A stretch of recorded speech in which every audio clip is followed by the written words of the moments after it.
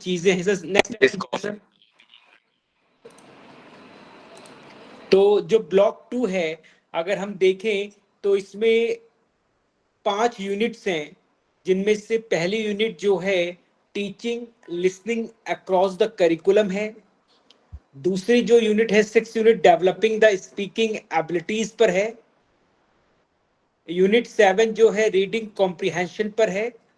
और यूनिट 8 जो है राइटिंग अक्रॉस द करिकुलम है। और यूनिट 9 जो है assessing language across the curriculum पर बेस्ड है सर।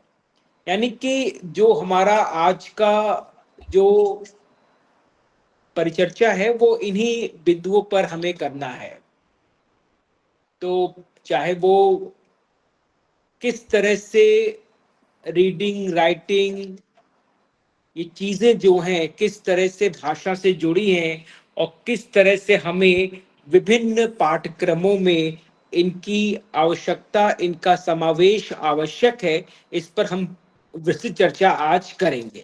चलिए, तो जैसा मैंने पहले भी बताया था आपको कि जो हमारा क्लासरूम है वो एक लैंग्वेज क्लासरूम है। लैंग्वेज का मतलब ये नहीं है कि हमें इंग्लिश के ही लिटरेचर और उसके ग्रामर को समझना है। मैंने कल भी आपसे बात की थी कि जो हमारी भाषा है वो हमारे विषय के अनुरूप होती है। हमारे हर विषय की अपनी एक भाषा है और उस भाषा को समझना अति आवश्यक है।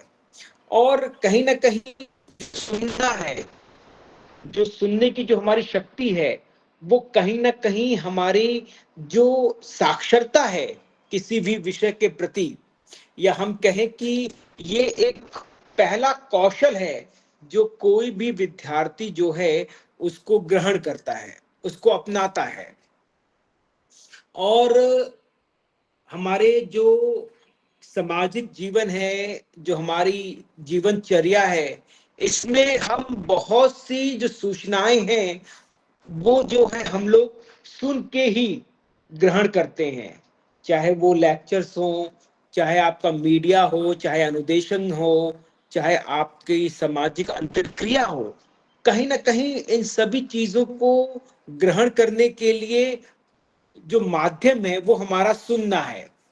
तो इसलिए जो है कहीं ना कहीं जो सुनना है वो एक हमारे लिए एक बड़ा इसेंशियल कंपोनेंट है हमारी इस लैंग्वेज का, जिससे कि कहीं ना कहीं जो हमारी बोलने की जो शक्ति है, जो क्षमता है, उसको भी वो बढ़ाता है।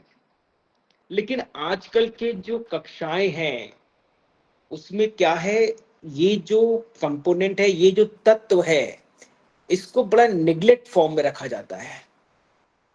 क्योंकि आज जो है इस मीडिया के युग में लोग पढ़ना लिखना इस पर ज्यादा बल नहीं दे रहे हैं। उन्हें लग रहा है कि हर एक चीज जो है हैंडआउट मिल जाए उनको, तो जिससे वो इजीली जो है चीजों को ग्रैप्स कर सके और उसको ही जो है वो समझ सके। तो इससे कहीं ना कहीं समस्याएं जो है वो ये आ रही है कि विद्यार्थी जब चीजों को सही से सुन नहीं रहा है तो वो कहीं ना कहीं उसको सही से बात वो कह भी नहीं पा रहा है।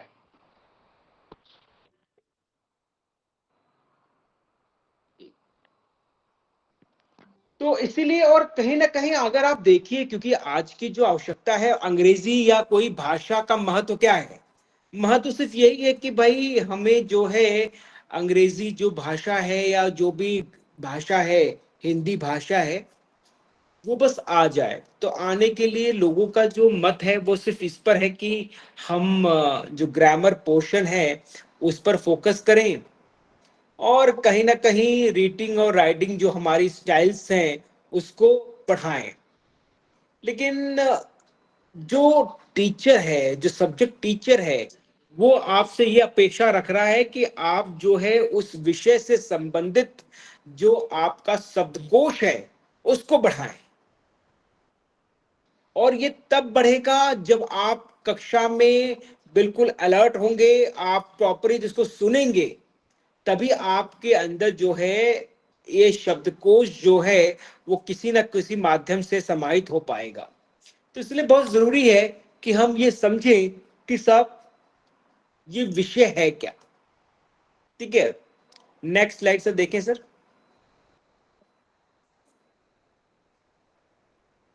ठीक है, अब देखिए जो हमारे जो बोलने के विषय में एक दो चीजें बड़ी इंपॉर्टेंट हैं।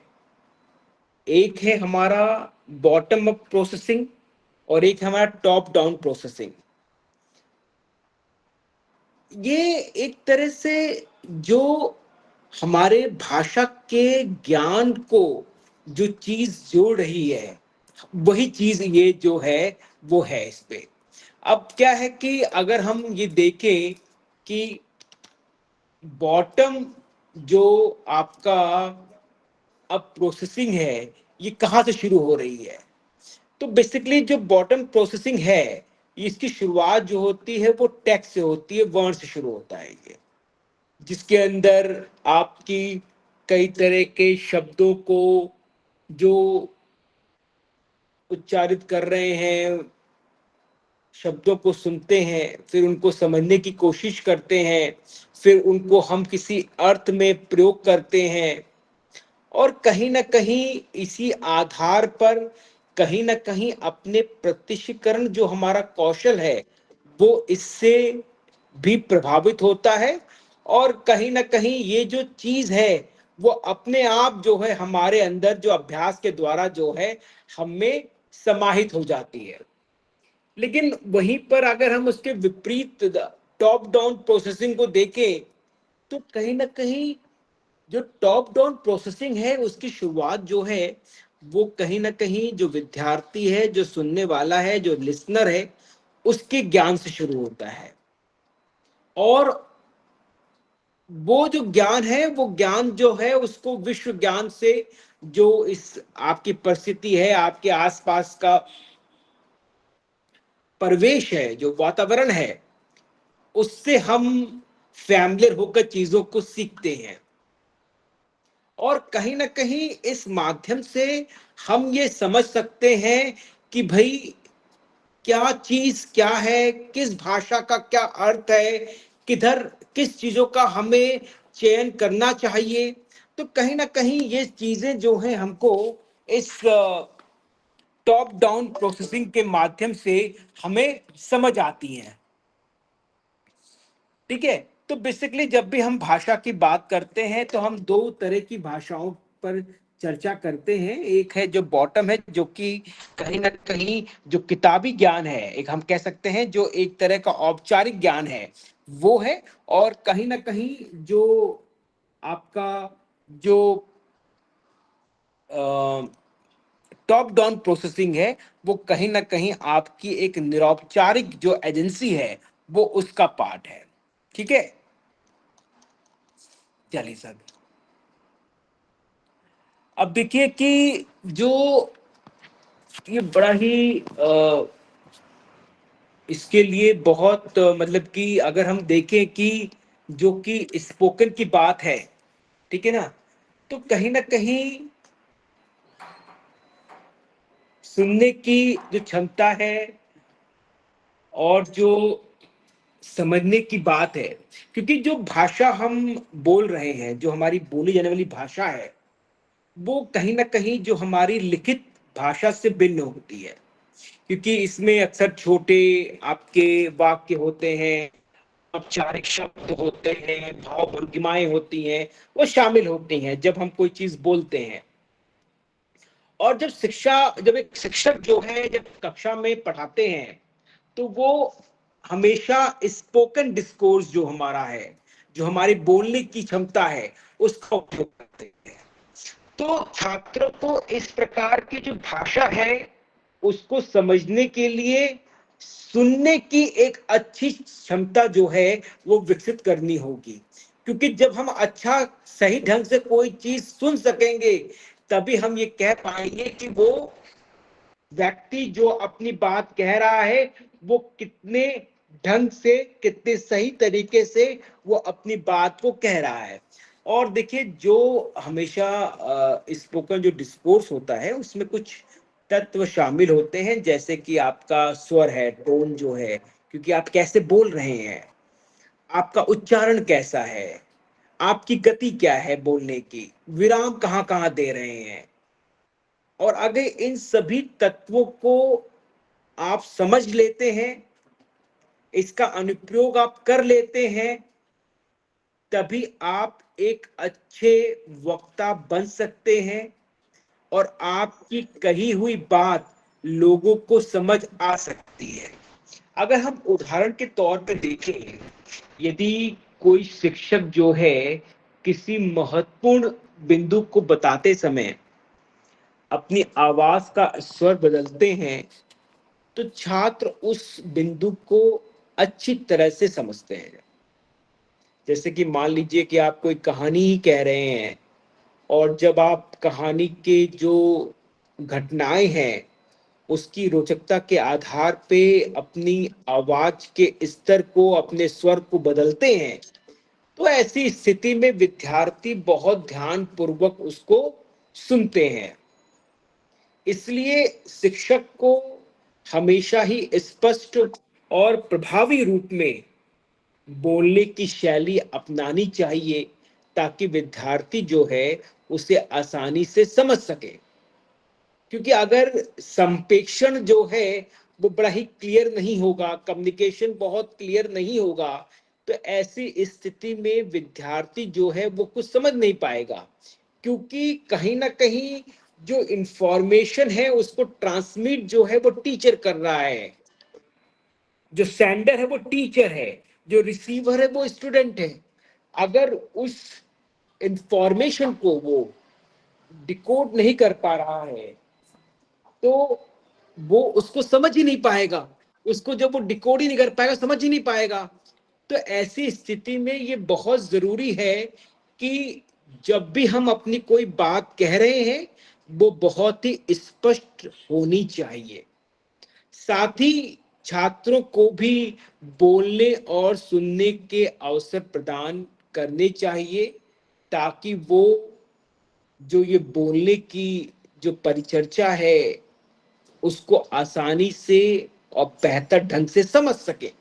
अगर वो इसको नहीं समझ सकेंगे, तो कहीं ना कहीं जो उनका अधिगम है उस विषय का, वो उन्हें प्राप्त नहीं हो पाएगा।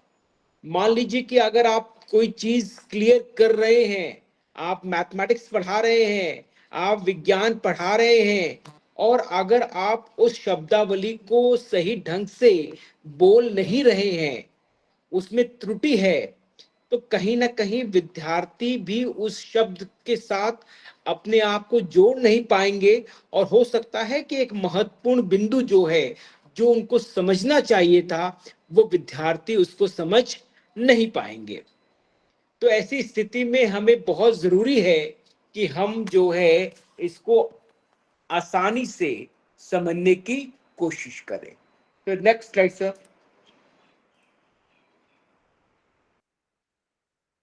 हाँ जी, यहाँ पर हम बात कर रहे हैं कि जो सुनने के प्रकार क्या क्या है,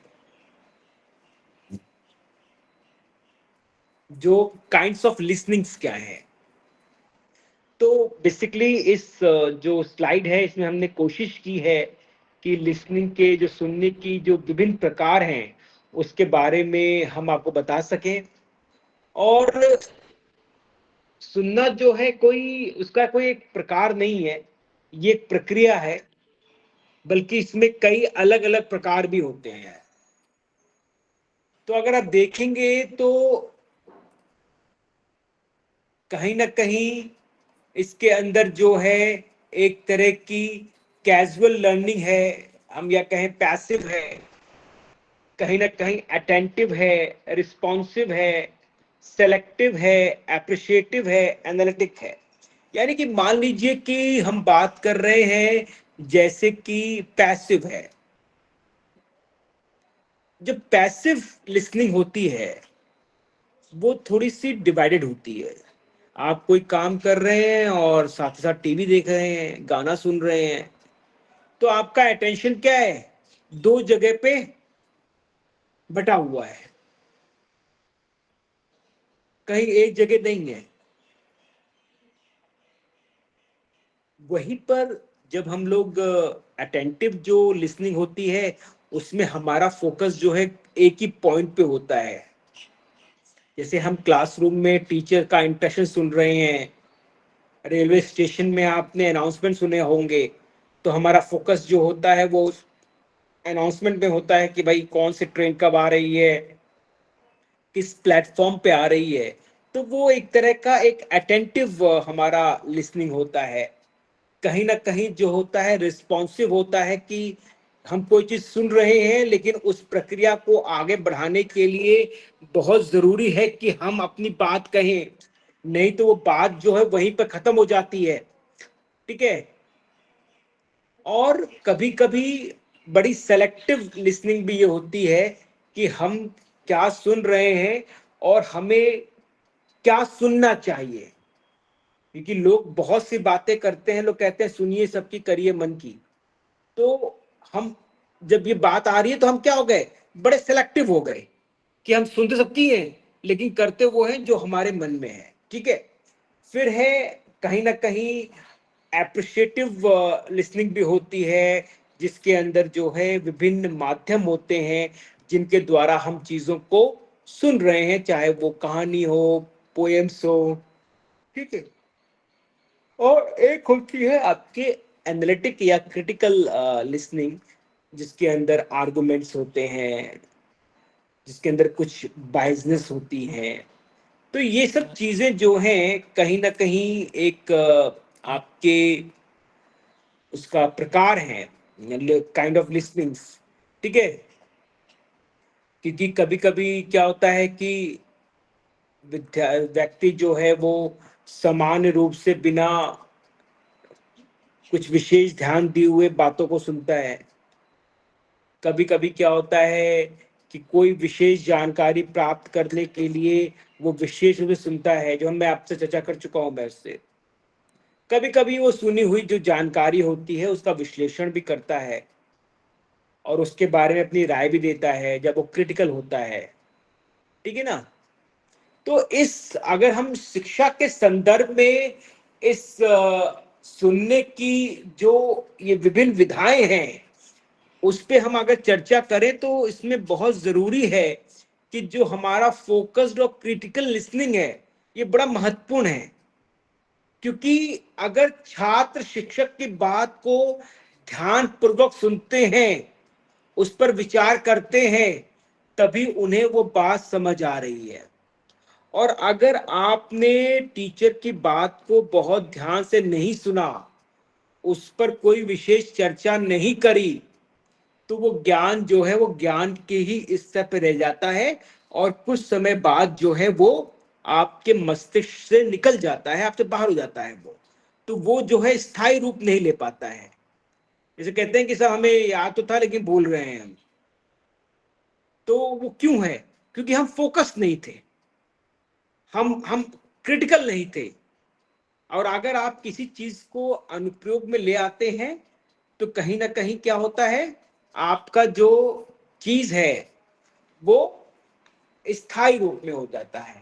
इसीलिए जो शिक्षक हैं उनको भी छात्रों को सिखाना चाहिए कि वो केवल सुने ही नहीं, बल्कि जो सुनी हुई जानकारी है उसके बारे में सोचे और सोचने के बाद उनके मन में यदि कोई प्रश्न है तो वो प्रश्न भी करें। जो उनकी जिज्ञासाएं हैं उन जिज्ञासाओं को वो शांत करने के लिए जरूरी है कि वो प्रश्न जो है अपने कक्षा के अंदर करें।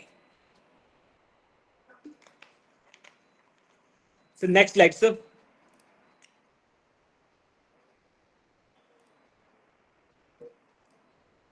यहां पर हम बात कर रहे हैं कि जो लिसनिंग स्ट्रेटेजीज हैं वो क्या है। ठीक है। और जो ये लिसनिंग जो सुनने की जो व्यू रचनाएं हैं वो क्या है, उनके उद्देश्य क्या है। तो बेसिकली जो ये सुनने की जो व्यू रचना है, हम ये कह सकते हैं कि ये वो तरीके हैं, वो माध्यम है जिनसे छात्र बेहतर ढंग से सुनना और समझता है। मतलब कि अगर हमें, क्योंकि हम ये मान के चल रहे हैं कि कहीं ना कहीं जो हमारी महत्वपूर्ण सूचनाएं हैं वो हमारे सुनने की क्षमता पर निर्भर करती है, तो बहुत जरूरी है कि हम ये समझें कि हम किस माध्यम से बेहतर ढंग से चीजों को सुन रहे हैं।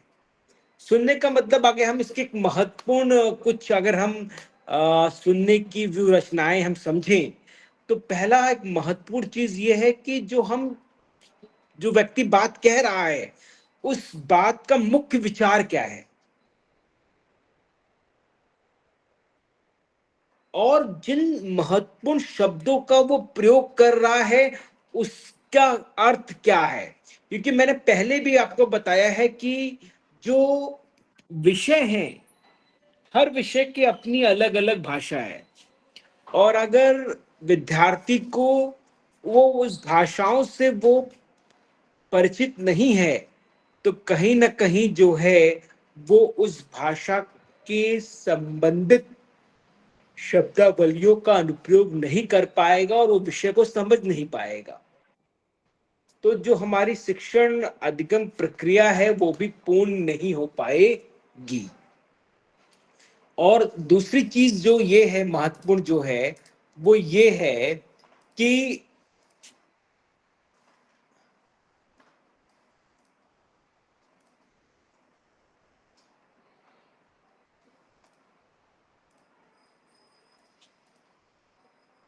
और ये भी महत्वपूर्ण है कि हम, अगर छात्र जो है इसके साथ साथ जब वो मुख्य विचार को पहचान रहा है, महत्वपूर्ण बिंदुओं को पहचान रहा है, उसके आधार पर वो नोट्स तैयार कर रहा है, प्रश्न पूछ रहा है, कहीं ना कहीं बालक जो है अब हर तरह से एक्टिव है, और जब वो इन रणनीतियों का उपयोग करता है तो वो इस प्रक्रिया में अधिक सक्रिय हो जाता है, और जब वो सक्रिय हो जाता है तो वो किसी भी जानकारी को बेहतर ढंग से समझता है।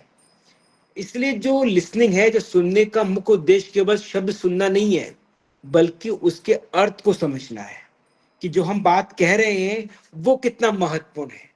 इसलिए शिक्षक को कक्षा में ऐसी गतिविधियां जो हैं आयोजित करनी चाहिए जो छात्रों को सक्रिय रूप से सुनने के लिए प्रेरित करें। जैसे कि शिक्षक कहानी सुनाने के बाद छात्रों से प्रश्न पूछ सकते हैं या उनमें मुख्य बिंदु बताने के लिए कह सकते हैं।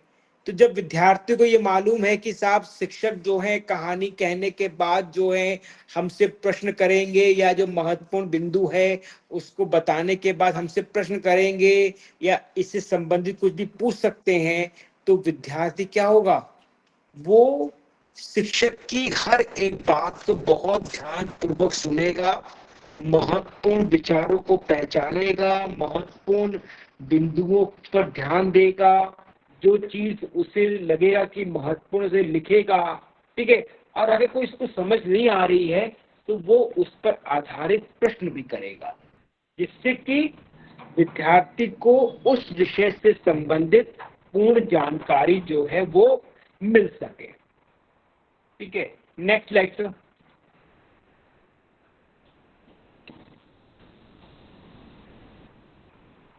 हाँ जी। अब जो है, जो हमारा डेवलपिंग द स्पीकिंग एबिलिटीज जो है, कि किस तरह से हम अपनी जो बोलने के कौशल है उसको हम विकसित कर सकते हैं। ठीक है, अब देखिए, बेसिकली जो बोलना है वो भाषा का एक महत्वपूर्ण कौशल है, और आगे कहीं ना कहीं जो भाषा है वो महत्वपूर्ण इसलिए भी है क्योंकि इसके माध्यम से जो शिक्षक है वो अपने विचारों और भावनाओं को व्यक्त करता है। बल्कि टीचर ही नहीं, विद्यार्थी भी अपनी जो भी बातें हैं, अपनी जो भी संवेदनाएं हैं, अपनी जो भी अभिव्यक्ति है वो विद्यार्थी के समक्ष और विद्यार्थी शिक्षक के समक्ष जो है उसको रखता है। तो ये बड़ा ही महत्वपूर्ण चीज जो है वो है। अब जो है तो इसीलिए जब हम कक्षा में बोलने के कौशल को इसलिए भी विकसित करने का प्रयास करते हैं क्योंकि इससे जो है छात्रों में आत्मविश्वास बढ़ता है। और आपने गौर किया होगा कि जो विद्यार्थी क्लास के अंदर बहुत एक्टिव होता है, बातें रखता है, प्रश्न करता है, आप बोलते हैं, कहानी पढ़ता है, कविताएं सुनाता है, उस विद्यार्थी के अंदर आत्मविश्वास जो है वो ज्यादा होता है और वो उस विषय में रुचि भी लेता है और उस विषय के सीखने की प्रक्रिया में वो सबसे अधिक सक्रिय रहता है। इसीलिए जो हमारी शिक्षा व्यवस्था है वो शिक्षकों से ये अपेक्षा रखती है कि वो छात्रों को पर्याप्त अवसर दे कि वो अपनी कक्षाओं में बोल सके और इसके साथ ही साथ वो इस तरह की जो गतिविधियां हैं, विभिन्न गतिविधियां जो हैं वो कक्षा के अंदर आयोजित करे, चाहे वो समूह चर्चा हो, चाहे वो वाद विवाद हो, प्रस्तुति हो, भूमिका अभिनय हो, जो भी माध्यम हो सकता है जिसमें विद्यार्थी जो सक्रिय रहे, अपनी बात को कह सके, तो उसको उसके अंदर जो है शामिल करना चाहिए।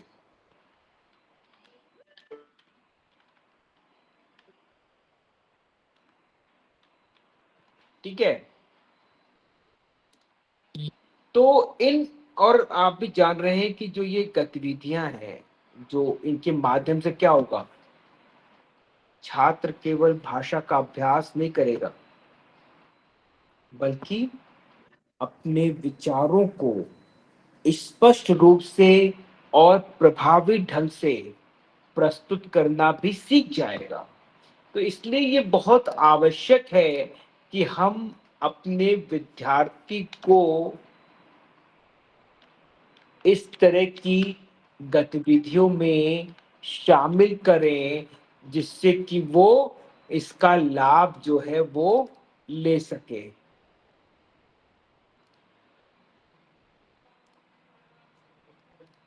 ठीक है, नेक्स्ट स्लाइड सर।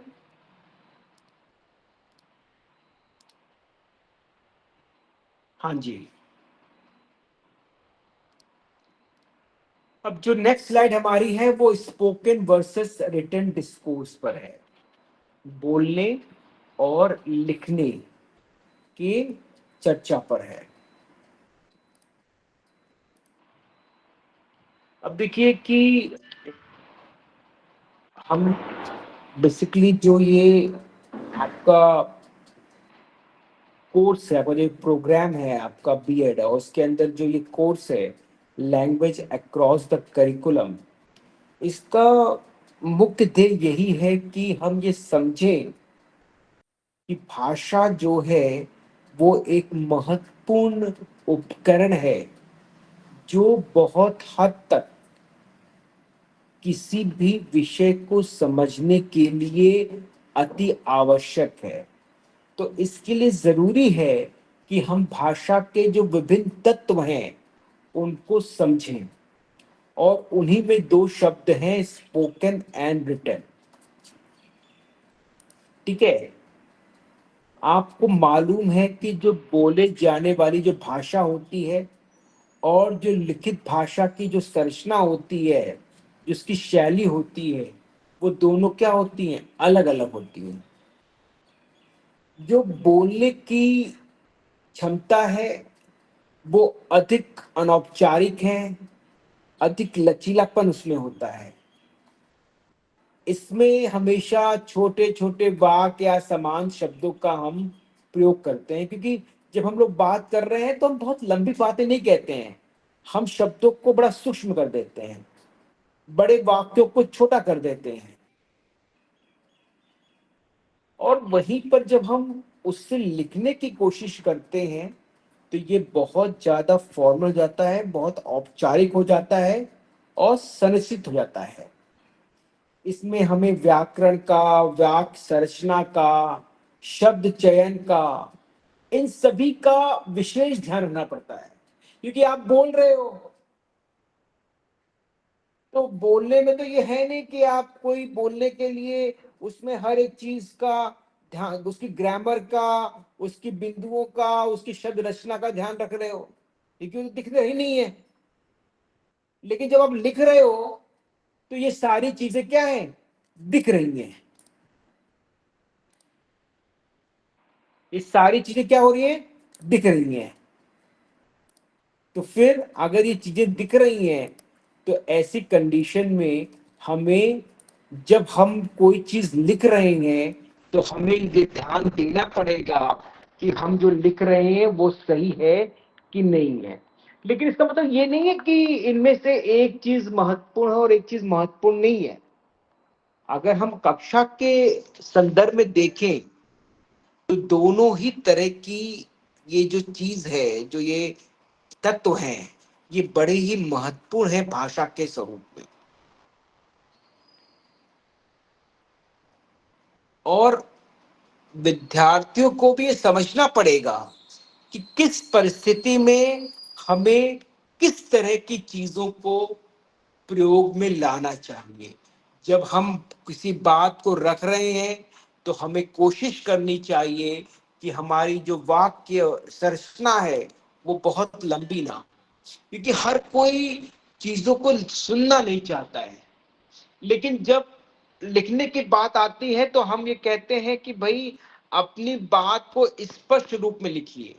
तो यानी कि वहां पर स्थिति ये है कि हमें अपनी वाक्य संरचना का, उतने व्याकरण का, शब्द चयन का, सबका ध्यान रखना पड़ेगा। ठीक है, सर नेक्स्ट स्लाइड सर।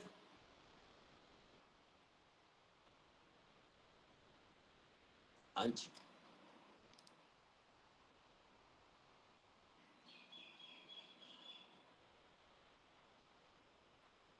अब ये है कि जो बोलने की क्षमता है उसके लिए हम कौन कौन से कार्य को हम कराएं। ठीक है, तो बहुत सी ऐसी हमने पहले भी चर्चा की हुई है कि साहब ऐसे कौन से कौशल हैं, ऐसी कौन सी गतिविधियां हैं जिनके द्वारा जो है हम विद्यार्थियों को या उनको बोलने की क्षमता को विकसित कर सकते हैं। जैसे कि मान लीजिए इंफॉर्मेशन गैप टास्क है हम एक मानते हैं कि हम एक सूचनाएं जो दे रहे हैं उनमें कुछ गैप्स हैं और हम विद्यार्थियों को जो है विभिन्न तरह की सूचनाएं दे रहे हैं और कहें कि आप इस पे बात बोलिए अपनी, तो कहीं ना कहीं विद्यार्थियों के अंदर एक जो उनकी फ्लुएंसी है उसको लेकर या उनकी जो उनका कॉन्फिडेंस है वो बढ़ेगा उससे। अगर डिस्कशन का मौका दे रहे हैं, परिचर्चा का मौका दे रहे हैं हर विद्यार्थी को, तो कहीं ना कहीं एक सोशल स्किल जो है उनके अंदर, किस तरह से हमें लोगों के साथ आत्मनिर्भर होकर काम करना है, कैसे हमें अपनी चीजों का बचाव करना है, कैसे हमें अपनी बातें कहनी है, ये सभी चीजों से क्या होगा, विद्यार्थियों में बोलने की क्षमता का विकास होगा। फिर कभी कभी विद्यार्थियों से आप क्वेश्चन आंसर्स जो हैं वो पूछ सकते हैं, उनकी रिस्पॉन्सेज ले सकते हैं, उसको फीडबैक दे सकते हैं। ये सब चीजें आप जो हैं कर सकते हैं। कभी कभी जो है टीचर जो है विद्यार्थियों से लंबे प्रश्न कर सकता है, जिससे कि कोशिश ये रहे कि जिससे कि उनकी जो अभिव्यक्ति है वो उसके अंदर वो समझ सके वो। तो कहीं ना कहीं वाद विवाद है, समूह चर्चा है, ये कुछ ऐसी चीजें हैं, चित्र वर्णन है आपका, कुछ ऐसी चीजें हैं, ऐसी गतिविधियां हैं जिनके द्वारा जो है हम अपने बोलने की क्षमता का विकास कर सकते हैं। साथ ही साथ जो है, जो रीडिंग कॉम्प्रिहेंशन है, ये जो है ये बता रहा है कि जो सामग्री है जिसको पढ़ना है और उसको पढ़ने के बाद उसके अर्थ को जानना भी आवश्यक है। जो रीडिंग कॉम्प्रिहेंशन है, जहां पर हम आपको एक कॉम्प्रिहेंशन देते हैं, एक पैराग्राफ दे देते हैं, अनसीन पैराग्राफ, जहां पर आप उसको पढ़ते हैं, उसके बाद जो है उसका अर्थ, उस पे कुछ प्रश्न होते हैं, उसके अर्थ को ढूंढते हैं आप। तो कहीं ना कहीं इसके द्वारा भी जो है हम आपके जो पढ़ने की जो क्षमता है और साथ ही साथ जो आपका एक क्रिटिकल माइंड है, उसको भी बढ़ाने का हम प्रयास करते हैं। तो क्योंकि हमने पहले भी आपसे बात कही थी कि पढ़ना क्या है, पढ़ने का मतलब क्या है। पढ़ने का मतलब केवल ये थोड़ा ना है कि आप शब्दों को पहचान गए तो आप पढ़ रहे हैं। ये तो नहीं है कि आपको साहब हमने शब्दों को पहचान लिया तो आज हम पढ़ाई कर रहे हैं। लेकिन आप शब्दों को पहचान गए, लेकिन जो पाठ आप पढ़ रहे हैं उसके विचार को पहचान ही नहीं पा रहे हैं आप। वो जो जानकारी मिल रही है उसका विश्लेषण कर ही नहीं पा रहे हैं आप, और उस ज्ञान को अपने जो पुराने ज्ञान है उससे जोड़ ही नहीं पा रहे हैं आप। तो ऐसी पढ़ाई से, अब ऐसे पढ़ने से क्या फायदा है। इसीलिए शिक्षकों को चाहिए कि वो विद्यार्थियों के लिए कुछ ऐसी रणनीतियां बनाएं जिससे कि विद्यार्थी जो है वो इसको आसानी से समझ सके, इसको पढ़ सके, और इससे जो समाहित अर्थ है उसको निकाल सके। जिसे मान लीजिए कुछ महत्वपूर्ण चीज ये है कि आपके पास कोई एक कॉम्प्रिहेंशन आ गया है, कोई एक पैराग्राफ है जो आपको पढ़ना है, तो पहला महत्वपूर्ण कार्य ये है कि भाई आप पहले ये जान सके कि भाई ये जो पैराग्राफ है ये कहना क्या चाह रहा है, इसका मुख्य विचार क्या है, इसके कौन कौन से इसमें ऐसे बिंदु हैं जो मुझे समझने हैं, यानी कि जो महत्वपूर्ण शब्द हैं वो कौन से हैं जो मुझे समझने चाहिए, और साथ ही साथ मुझे उसका सारांश भी समझ आना चाहिए कि जो ये पैराग्राफ कह रहा है उसका अर्थ क्या है। ठीक है। और यदि इस तरह की रणनीतियां जो हैं वो कक्षा में जो है लागू की जाएंगी, तो इससे क्या होगा कि कहीं ना कहीं विद्यार्थियों को पढ़ने में आसानी होगी, और कहीं ना कहीं वो आसानी से इसका अर्थ जो है वो निकाल सकेंगे। Next slide sir.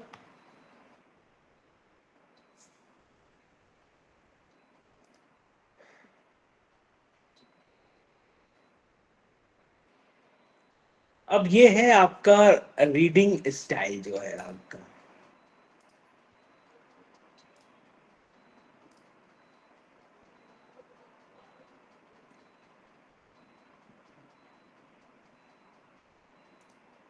ठीक है। अब जो है इस जो स्लाइड है इसका जो मुख्य उद्देश्य यही है कि जो हम पढ़ने के कौशल को समझ सकें। और मैंने पहले भी कहा कि जो पढ़ना है वो केवल शब्दों को पहचानना नहीं है, बल्कि एक तरह की, अगर अब देखा जाए तो ये एक तरह की बौद्धिक प्रक्रिया है, एक मेंटल प्रोसेस है, इंटेलेक्ट प्रोसेस है, जो कि बहुत कॉम्प्लिकेटेड है, बहुत ही जटिल है। क्योंकि इसके द्वारा जो है विद्यार्थी जो है वो पाठ को समझ रहा है पहले, फिर उसका अर्थ निकाल रहा है, फिर उसे अपने पूर्व ज्ञान से जोड़ रहा है। तो ये जो प्रक्रिया है बड़ी सरल नहीं है, बड़ी जटिल है। इसलिए जो पढ़ना है उसका उद्देश्य केवल शब्दों को पहचानना नहीं है, उस शब्द रूपी जो पैराग्राफ है उसका मुख्य विचार क्या है, उसमें मुख्य बिंदु क्या है, उसका क्या सारांश हो सकता है, वो समझना आवश्यक है। और कैसे मैं इस जो ये इसमें से सारांश निकाल रहा हूं उसको मैं अपने पूर्व ज्ञान से कैसे जोड़ूं, ये महत्वपूर्ण है। और विद्यालय जो शिक्षा है उसमें आप जान रहे हैं कि पढ़ने का बड़ा विशेष उद्देश्य है, क्योंकि आप सभी लोग टीचर हैं। और मैं ये समझ रहा हूं कि आप भी अपने कक्षाओं में जब आप जाते होंगे तो बच्चों को कहते होंगे कि भाई रीड करो,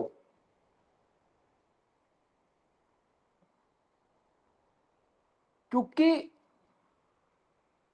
जो अधिकांश विषय हैं, जो उनकी जानकारी है वो हम क्या कर रहे हैं, पाठ्य पुस्तकों एवं अन्य जो लिखित स्रोत हैं उनके माध्यम से ही तो विद्यार्थियों को दे रहे हैं।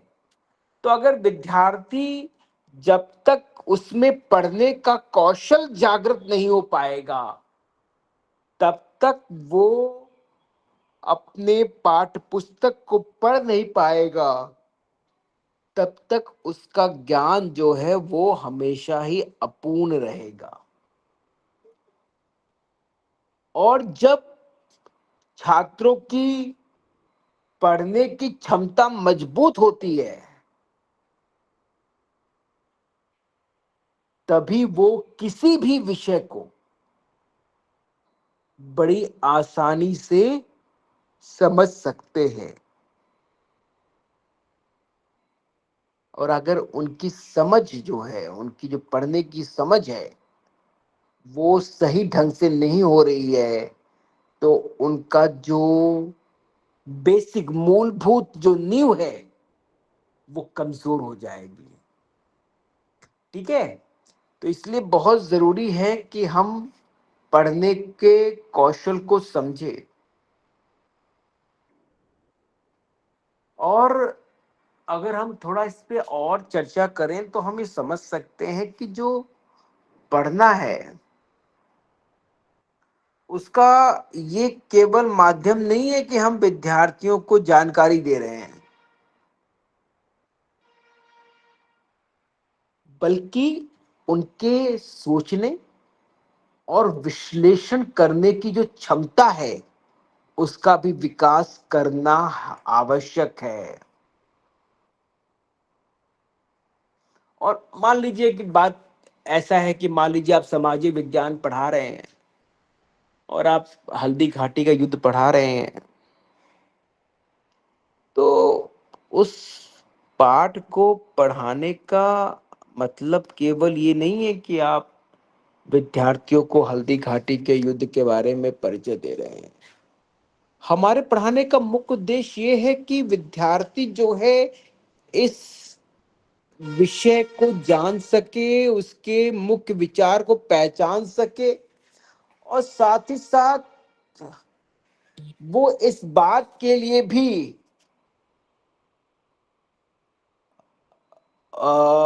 इसमें ज्यादा इंटरेस्ट हो सके कि भाई जो ये युद्ध हुआ इसके परिणाम क्या हुए, इसके कारण क्या थे।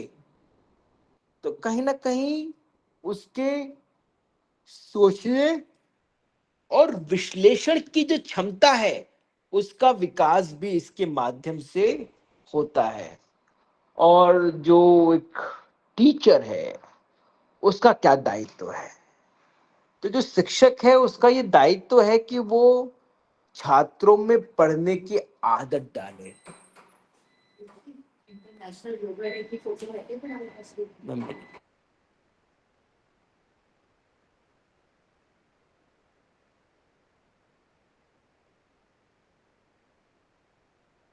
एक आध चेंज कर दो। हाँ जी। तो कहीं ना कहीं जो इसका उद्देश्य यही है। मैं अब शिक्षक क्या करे भाई? शिक्षक का दायित्व तो क्या है? तो बात यह है कि शिक्षक का दायित्व वो है कि वो हर विद्यार्थी को, हर छात्र को पढ़ने के लिए एक, उसकी पढ़ने की जो एक आदत है उसको विकसित करे। और इसके लिए शिक्षक जो है कई तरह की गतिविधियों का भी आयोजन करा सकता है, जैसे कि पाठ में सामूहिक हम पठन कराते ही हैं हम लोग, ऐसा है नहीं। साथ ही साथ जो है कहानी पढ़वाना है, महत्वपूर्ण शब्दों को चिन्हित करवाना है, पाठ्य का सारांश लिखना है। तो ये कुछ बिंदु हैं जिसके द्वारा शिक्षक जो है अपने विद्यार्थियों में पढ़ने के कौशल का विकास कर सकता है। और इसी गतिविधियों के द्वारा जो है छात्रों को पढ़ने की जो क्षमता है वो उनमें धीरे धीरे विकसित होती है, और फिर धीरे धीरे वो पाठ की गहराई को समझ सकते हैं, उस विषय वस्तु को वो समझ सकते हैं। Next slide so.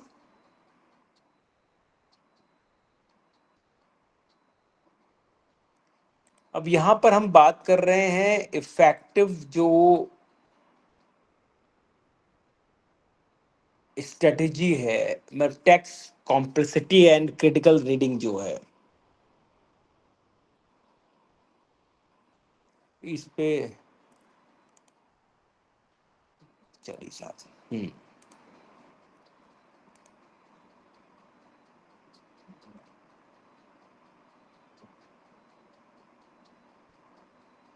तो ये हमने जो है एक जो बात कही हमने कि भाई पढ़ना तभी प्रभावी हो सकता है जब छात्र केवल शब्दों को पढ़ने के बजाय उनके अर्थ को समझने का प्रयास करें।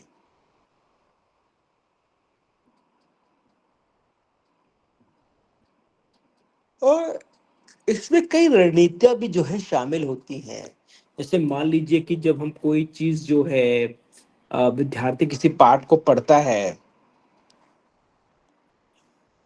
तो कहीं ना कहीं उसके जो शीर्षक हैं, उसके जो चित्र हैं, उसके माध्यम से वो पूर्वानुमान लगा लेता है कि भाई पाठ किस पर आधारित है। तो वैसे ही जब विद्यार्थी किसी पाठ को पढ़ता है तो उसके मुख्य जो विचार होते हैं उसको समझ सकता है। तो बेसिकली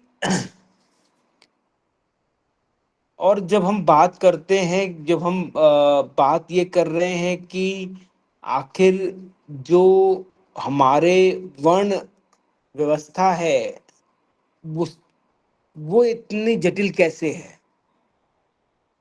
तो अगर आप देखिए कि उसकी जटिलता के कारण बहुत सारे हैं, चाहे वो क्वांटिटेटिव हो, क्वालिटेटिव हो, चाहे वो जो रीडर हमारा है उसकी मिसमैचिंग हो, चाहे क्रिटिकल रीडिंग हो। तो बहुत से कारण हैं, क्योंकि कभी कभी क्या होता है कि हम शब्दों से जो है परिचित नहीं होते। तो ऐसी स्थिति में क्या होता है, जो हमारा वाक् विन्यास जो होता है वो हमारे लिए बड़ा कठिन बन जाता है। कभी कभी क्या होता है कि हम वाक्यों की संरचना को सही रूप से नहीं कर पाते हैं। कभी कभी ये मायने रखता है कि जो हमारा पाठ करता है उसका इंटरेस्ट क्या है, उसकी नॉलेज क्या है, उसकी अभिप्रेरणा क्या है। तो इसीलिए हमेशा जब हम लोग भाषा के रूप में रीडिंग की, पढ़ने की क्षमता की बात को करते हैं, तो हम हमेशा कोशिश ये करते हैं कि विद्यार्थी जो है वो क्रिटिकल रीडिंग पर बल दे। क्रिटिकल रीडिंग मतलब कि जहां पर विद्यार्थी बड़ा सक्रिय हो, वो चीजों का विश्लेषण कर सके, वो उस प्रतिमान को समझ सके, वो गोल जो है, जो उद्देश्य वो समझ सके, उसको जो उससे संबंधित जो मान्यताएं हैं उसको समझ सके, जो नियम है वो समझ सके, जो उसके प्रति पूर्व अनुमान है या जो बायसनेस है उसको समझ सके, और कहीं ना कहीं वो उनके आधार पर कोई निष्कर्ष निकाल सके। यानी कि जब हम बात कर रहे हैं, क्रिटिकल रीजनिंग की बात कर रहे हैं, तो इसका मतलब ये हुआ कि विद्यार्थी को ये चाहिए कि वो जो है इस तरह से पढ़े कि वो शब्दों के विचारों को समझ सके, वो उस उद्देश्य को समझ सके जिसके लिए इसको बनाए। सर मैं मेल कर दिया आपको सर। हाँ सर, वो समझ सके। ठीक है, तो इसलिए बहुत जरूरी है कि जब भी हम कोई चीज पढ़ रहे हैं तो हम उसको क्रिटिकली पढ़ें। ठीक है जी, नेक्स्ट स्लाइड सर। हाँ, अब देखिए रीडिंग अक्रॉस डिसिप्लिन्स। ठीक है, जो अनुशासन है, मतलब कि हम मान लें कि साइंस जो है, विज्ञान एक अनुशासन है, इतिहास एक अनुशासन है, लिटरेचर जो है एक अनुशासन है, और गणित जो है वो एक अनुशासन है। तो किस तरह से हम हर विषय के अंदर पढ़ें, ये अपने आप में बड़ी एक समस्या है कि भाई किस तरह से हमें पढ़ना चाहिए। तो अब देखिए, अगर आप हम इस अगर देखें तो अगर साइंस है, हम बात कर रहे हैं हम,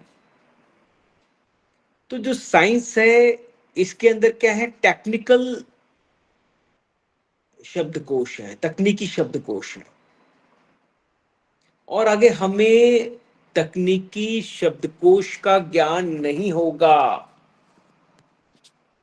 हम फिगर्स और ग्राफ को इंटरप्रेट नहीं कर पाएंगे, हम उसको जो टेक्स्ट लिखा हुआ है, जो विषय वस्तु लिखी हुई है, उसके साथ नहीं जोड़ पाएंगे, हम आगमन और निगमन विधि को नहीं समझ पाएंगे,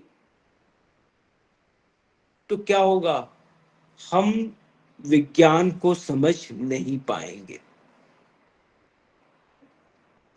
और क्योंकि जब हम विज्ञान की बात कर रहे हैं तो विज्ञान में ये सभी चीज समाहित हैं, क्योंकि जो विज्ञान है कहीं ना कहीं उसके अंदर जो जो शब्दावली है वो कहीं ना कहीं ओरिजिनेट हो रही है आपके लैटिन और ग्रीक स्क्रिप्ट से, और आगे आप उनको समझ नहीं सकते, उनको पढ़ नहीं सकते। अगर आप पढ़ नहीं सकते, समझ नहीं सकते, तो आगे आप उसको पढ़ेंगे ही नहीं, तो आप उस विषय को समझ ही नहीं पाओगे। वैसे ही अगर हम इतिहास को समझे, तो इतिहास में भी क्या है, कॉज इफेक्ट सीक्वेंस है। अगर हम ठीक से सब पढ़ पाएंगे उसको, तभी हम समझ पाएंगे जो लिखने वाला व्यक्ति है उसके क्या तर्क है, उसकी क्या दुर्भावनाएं हैं। हम तभी समझ पाएंगे, हम तभी समझ पाएंगे कि भाई जो ऐतिहासिक घटनाओं का निर्माण किया गया है वो किन दस्तावेजों के आधार पे किया गया है। क्या वो केवल प्राथमिक स्रोतों के आधार पे किया गया है, या वो द्वितीय स्रोतों के आधार पे किया गया है। ठीक है, वहीं पर जब हम बात कर रहे हैं, साहित्य की बात कर रहे हैं, तो साहित्य के अंतर्गत हमें समझना पड़ेगा कि क्योंकि बेसिकली साहित्य के अंदर नैरेटिव्स हैं, पोइट्रीज हैं, ड्रामाज हैं, तो अगर हमें, और साथ ही साथ जो इंग्लिश के ग्रामर है, पोर्शन है, अगर हम उसको नहीं पहुंच पा रहे हैं, नहीं समझ पा रहे हैं, हम जो लेखक है उसके बैकग्राउंड को और जो उसकी कृति है उसके साथ जोड़ नहीं पा रहे हैं, क्या अंतराल जो है वो लेखक ने छोड़ दिए हैं, अगर हम उनको समझ नहीं पा रहे हैं तो ये विषय हमें समझ नहीं आएगा। और ठीक वैसे ही गणित के अंदर भी अगर आपको, क्योंकि गणित के अंदर क्या हो रहा है, आपके मॉडल्स हैं, वर्ड्स हैं, सिंबल है, ग्राफ है, प्रिसाइज वोकैबुलरीज हैं, आपकी एग्जैक्ट मीनिंग है। तो अगर ये सब चीजें जो एक टेक्निकल चीजें हैं जो मैथमेटिक्स की, अगर वो आपको नहीं समझ आ रही हैं तो आप नहीं समझ पाएंगे गणित को। इसीलिए आप देखिएगा कि गणित में जो विद्यार्थी कमजोर होते हैं उसका बहुत बड़ा कारण यही है कि वो गणित के शब्दावलियों से इतने मतलब कि इतने फैमिलियर नहीं हो पाते हैं, तो इसीलिए वो उन चीजों को समझ नहीं पाते हैं। तो इसीलिए हर एक विषय की अपनी एक पढ़ने की विधा है, और जब हम उसको उसी विधा में पढ़ेंगे तभी हम इस विषय के बारे में और अधिक जानकारी प्राप्त कर सकेंगे। ठीक है ना? Next slide sir.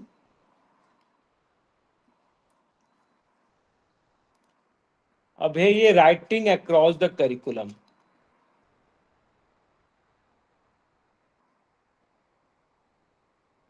ठीक है, अब हम राइटिंग के बारे में समझ रहे हैं।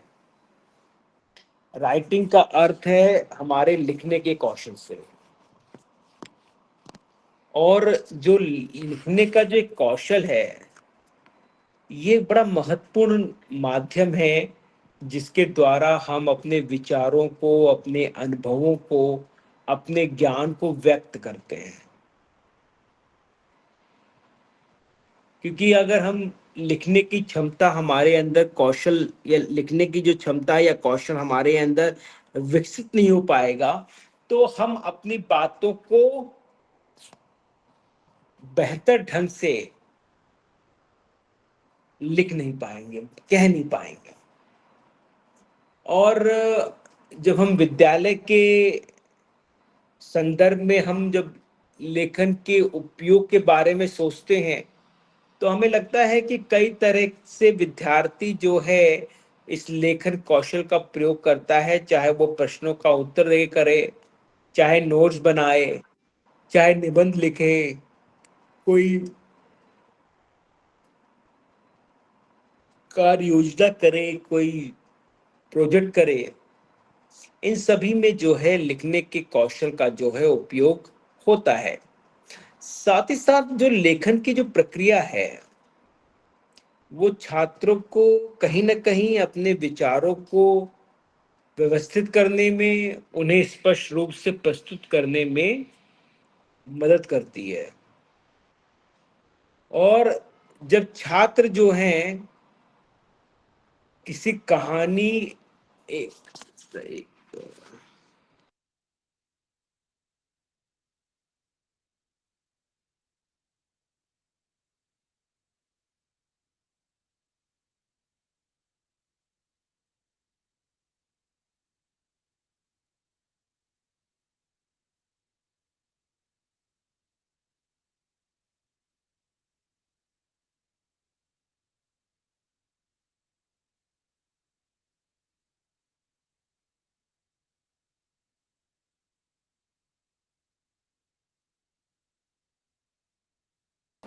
हाँ जी। तो जब हम लेखन के बारे में हम चर्चा कर रहे थे हम लोग, और कहीं ना कहीं जो लेखन की जो प्रक्रिया है वो अपने विचारों को व्यवस्थित रूप में, स्पष्ट रूप में प्रस्तुत करने का एक माध्यम है। और अगर छात्र जो है लिखते हैं तो उन्हें ये सोचना पड़ता है कि वो क्या कहना चाह रहे हैं और वो किस रूप में इसे प्रस्तुत करें। क्योंकि देखिए मैंने पहले भी कहा कि जब हम कोई चीज बोल रहे हैं तो वहां पर हम बहुत ज्यादा सतर्क नहीं है।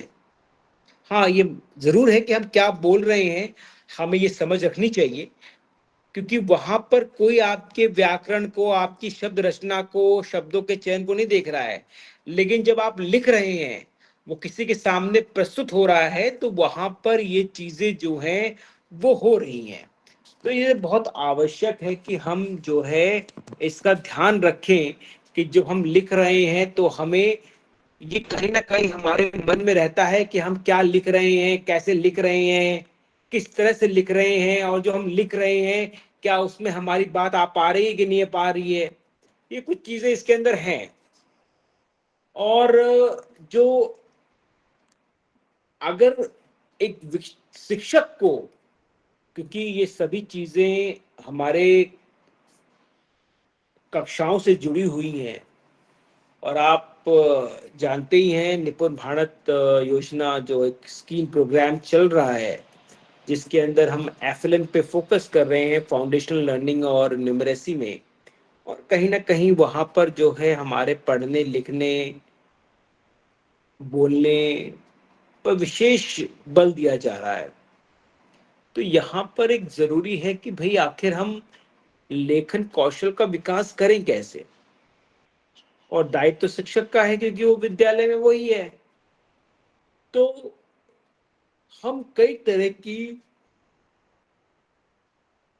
एक्टिविटीज जो है हम करा सकते हैं, चाहे जैसे कि कोई संक्षिप्त अनुच्छेद लिखना हो, कोई कहानी लिखनी हो, कोई सारांश लिखना हो, या किसी चित्र के माध्यम से उसका विवरण लिखना हो।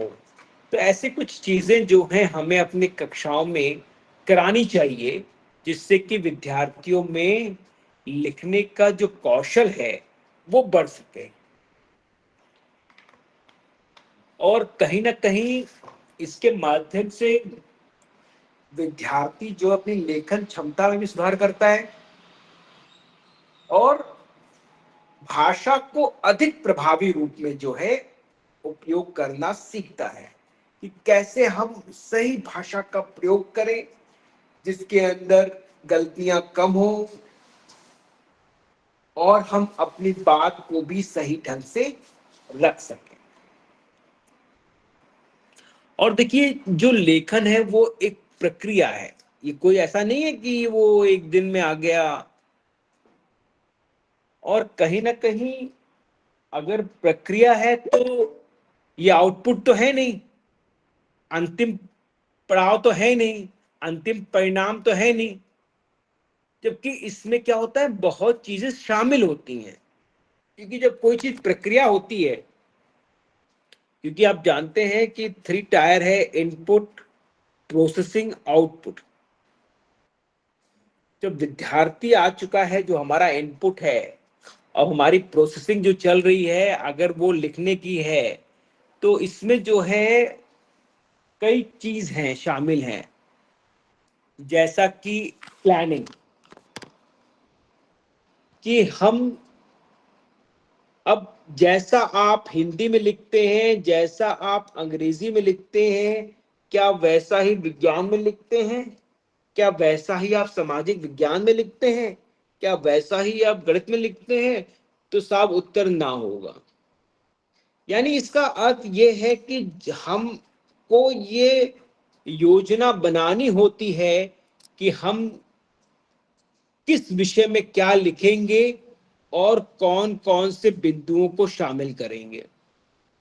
तो जो पहला एक चरण है वो प्लानिंग का है, योजना बनाने का है। वहीं जो दूसरा चरण है वो है प्रारूप लिखना, ड्राफ्टिंग। इसमें क्या करते हैं हम लोग, अपने विचारों को लिखना शुरू कर देते हैं। और तीसरा जो है वो है संपादन, यानी एडिटिंग का पोर्शन है, जहां पर हम जो लिखते हैं उसको पढ़ते हैं, उनकी त्रुटियां देखते हैं, उन त्रुटियों का सुधार करते हैं। और जो चौथा चरण है वो है उसका अंतिम रूप देना, फाइनल ड्राफ्ट देना। तो इसीलिए शिक्षक को छात्रों को ये समझाना चाहिए कि साहब ये जो लेखन है वो एक अभ्यास की प्रक्रिया है और निरंतर अभ्यास से इसमें सुधार किया जा सकता है। अगर आपको निरंतर आप प्रयास करेंगे तो इसके अंदर जो है आप सुधार कर सकेंगे। ठीक है।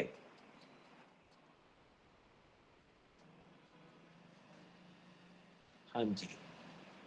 अब जब मैंने बात कही कि जब हम बात कर रहे हैं कि राइटिंग अक्रॉस द करिकुलम की बात कर रहे हैं हम लोग, तो मैंने पहले ही बताया कि जो राइटिंग होता है वो किसी भी जो निर्देश होता है उसका वो केंद्र होता है।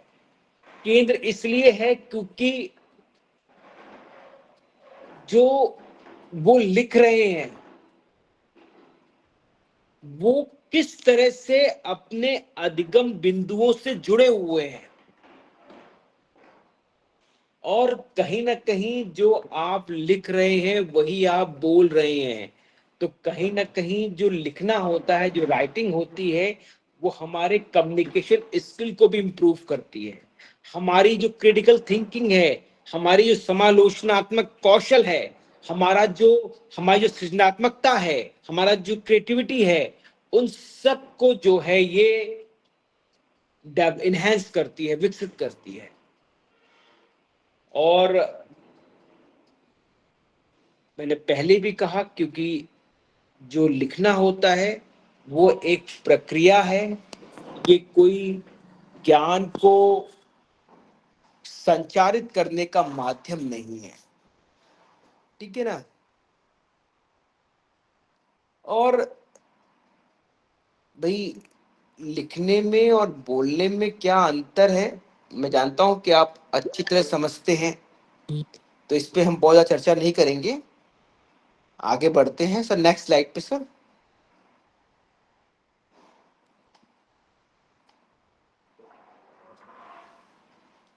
अब ये मैंने बात की थी आपसे कि राइटिंग जो है प्रक्रिया है। ठीक है। ये कोई माल एक तरह का कोई अंतिम परिणाम नहीं है, एक एक प्रक्रिया है। ठीक है ना। क्योंकि इसके अंदर जो है कहीं ना कहीं पहली बात यह है कि हर कोई लेखक नहीं बन सकता, हर कोई लेखक नहीं बन सकता। लेकिन जब हम कक्षागत वातावरण में हैं और कहीं ना कहीं हर विद्यार्थी को लिखना है, तो जरूरी है कि हम विद्यार्थियों को अभिप्रेरित करें लिखने के लिए। ये बहुत जरूरी है क्योंकि कहीं ना कहीं तभी जो है वो समझ सकेंगे कि आखिर मेरा इसका उद्देश्य क्या है, तभी वो अभिप्रेरित होंगे कुछ लिखने के लिए। इसलिए शिक्षक का कार्य है कि हम अपने विद्यार्थियों को मोटिवेट करें कि वो लिखें। अब क्या लिखें, कैसे लिखें, किन चीजों को समाहित करें, तो जब तक आपका माइंड क्रिटिकल नहीं होगा,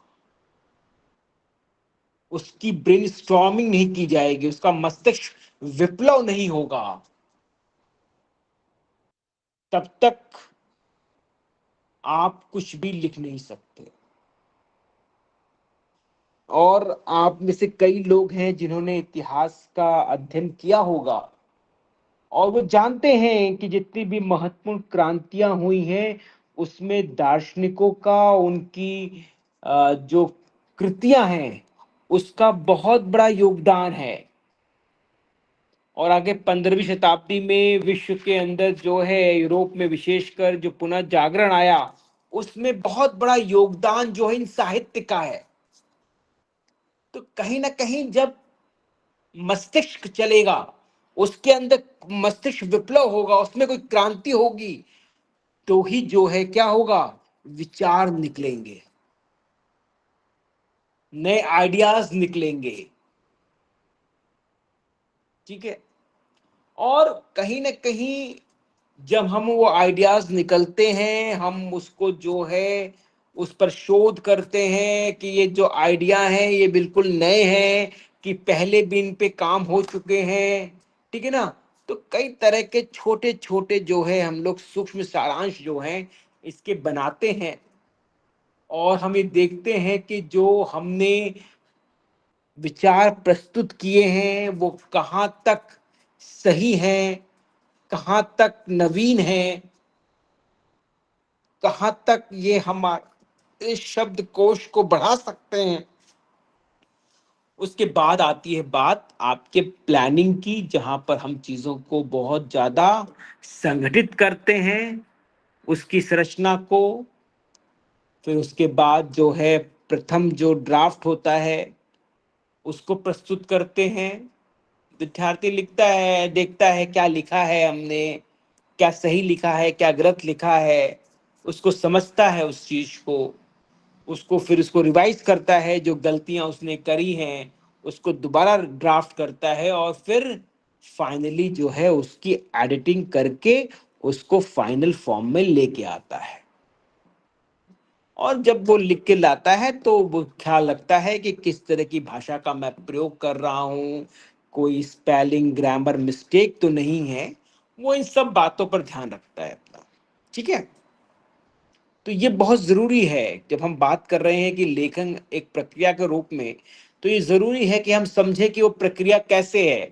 तो कोई भी लेखन जो है वो आपके समक्ष ये नहीं है कि वो बिल्कुल वो बैठा और उसे तुरंत लिख के दे दिया।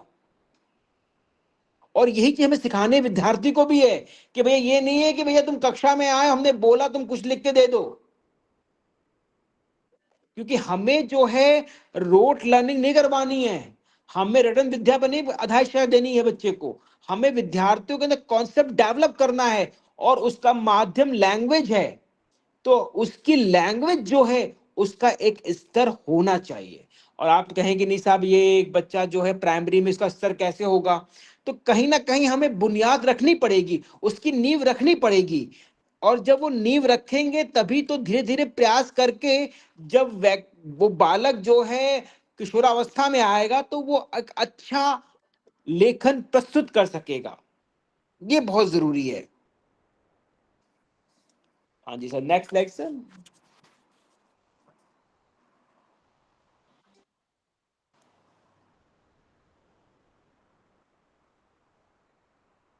अब जो है लेखन के जो क्या आपके वो है रूप क्या है, प्रकार क्या है, इस पर हमने चर्चा की है। भाई हमने कहा कि कोई डिस्क्रिप्टिव है, कोई एक्सपोजिटरी है, कोई नैरेटिव है, परसेसिव है, आर्गुमेंटेटिव है, इंफॉर्मेशन ट्रांसफर है। यानी कि जो लिखने की विधा है वो कई तरह की है। कभी हम अपने इंद्रियों का प्रयोग करके हम लोगों के बारे में, किसी जगह के बारे में लिखते हैं, घटनाओं के बारे में लिखते हैं, तो एक एक विस्तृत चर्चा हम उस पर करते हैं। तो वो अगर हम उस तरह के लेखन कर रहे हैं तो हम उसको कहते हैं कि साहब ये डिस्क्रिप्टिव जो राइटिंग स्टाइल है। कभी कभी जो होता है कि जब आप देखें कि अ, जहाँ पर हम फैक्ट देते हैं, आइडियाज देते हैं, चीज़ों को बहुत ज़्यादा डिस्क्रिप्टिव रखते हैं, कॉज और इफेक्ट, जैसे अभी ये जो घटनाएं चल रही हैं विश्व के अंदर, तो जो इस तरह की जो चीजें लिखनी है, जो इस समय का परिवेश है उसका जो आर्थिक जगत पे क्या प्रभाव पड़ेगा, तो इस तरह के जो लेखन है जो समाचार पत्रों में हम देखने को मिलते हैं वो बड़े एक्सपोजिटरी हैं। वैसे ही जैसे कि जो घटनाएं घट रही हैं उनको क्रॉनिकल ऑर्डर में देना कि साहब इस तारीख को ये, उस तारीख को वो, तो वो एक तरह का नैरेटिव है जहां पर हम किसी भी घटना को क्रमबद्ध रूप में समझाने का प्रयास करते हैं, क्यों प्रश्न जो है उसके साथ समाहित होता है, और कहीं ना कहीं हम उसके अंदर कुछ चित्रों के द्वारा भी उसको समझाने का प्रयास करते हैं।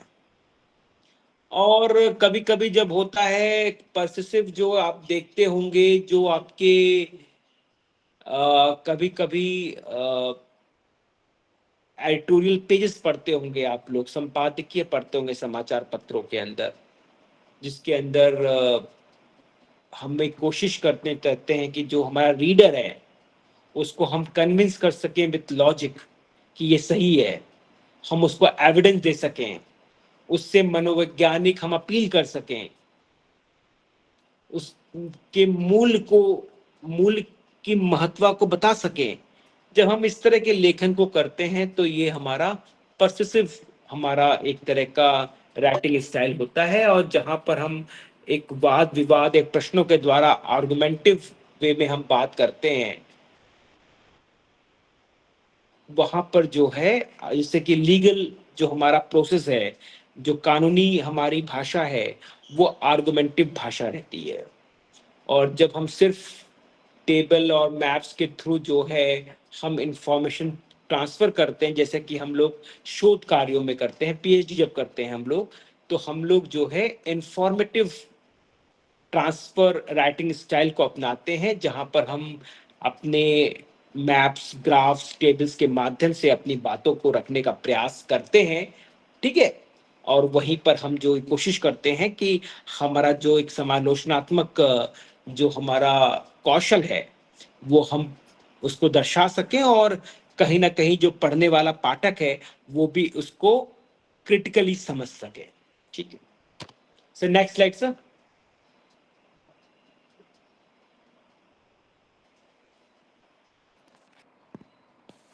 इसके अंदर हम बात कर रहे थे रिपोर्ट, स्टडी स्किल्स और डिसिप्लिन राइटिंग्स जो होती हैं हमारी। ठीक है। अब जैसे कि लेबोरेटरी रिसर्च होती है, रिपोर्ट होती हैं, उसके अंदर कुछ चीजें होती हैं, जैसे मान लीजिए शीर्षक है, उसका परिचय है, उसकी परिकल्पनाएं हैं, क्या चीजें यूज की गई हैं, मतलब एक जो लैब रिपोर्ट्स होती हैं।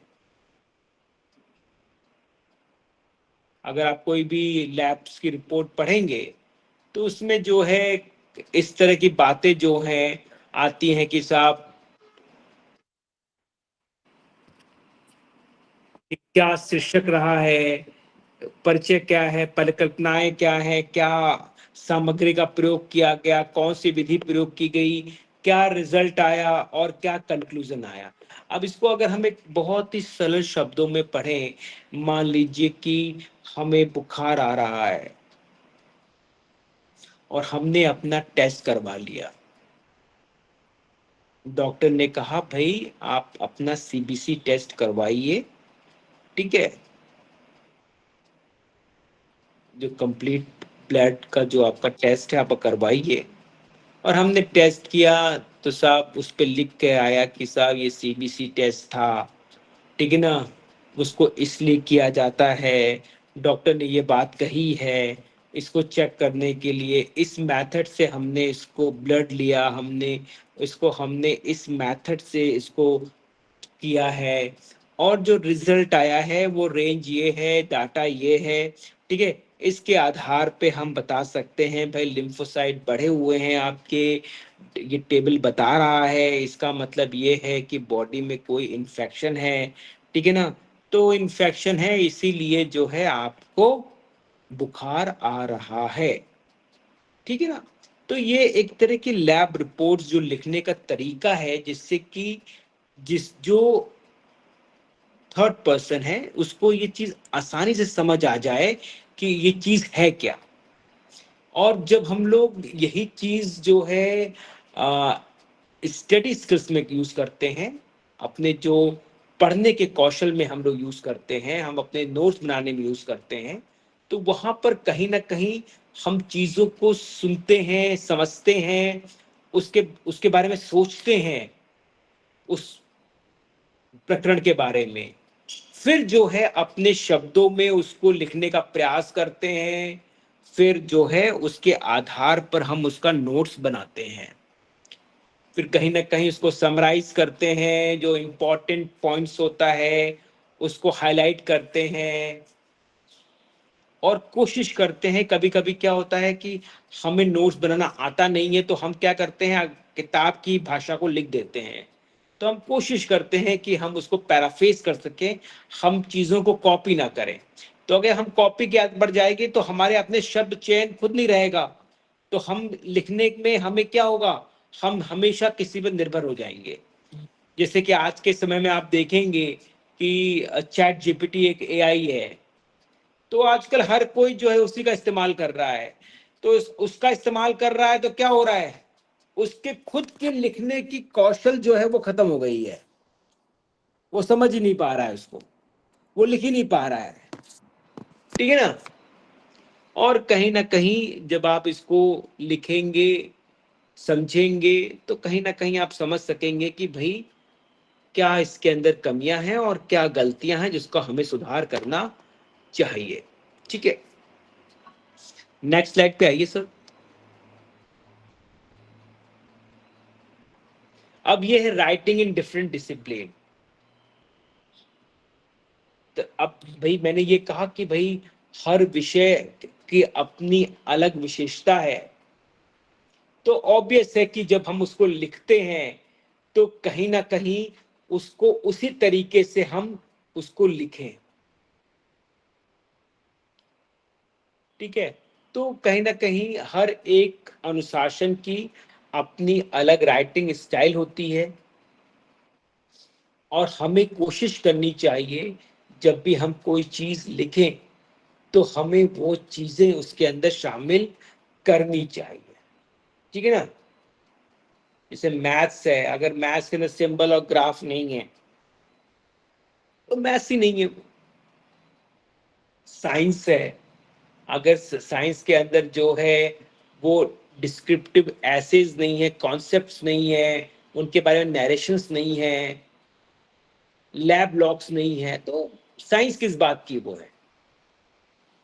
और वैसे ही अगर आप सोशल साइंस पढ़ रहे हैं, वहां पर कोई हिस्टोरिकल डॉक्यूमेंट्स नहीं है, कुछ पॉलिटिकल टैक्सेस नहीं दिए गए हैं, जो इतिहासकार हैं उनके विचार नहीं है, उनके जो साक्ष्य नहीं है, कारण और प्रभाव हमें इसको देखने को नहीं मिल रहा है, तुलना नहीं है उसके अंदर, तो हम ये कह सकते हैं कि साहब ये विषय फिर को सही से लिखा नहीं गया। आप हिंदी जो पढ़ रहे हैं, हिंदी जो लिख रहे हैं, वैसा ही आप सामाजिक विज्ञान नहीं लिख सकते, या जैसा आप अंग्रेजी पढ़ रहे हैं वैसे ही आप विज्ञान लिख दें, ये पॉसिबल नहीं है।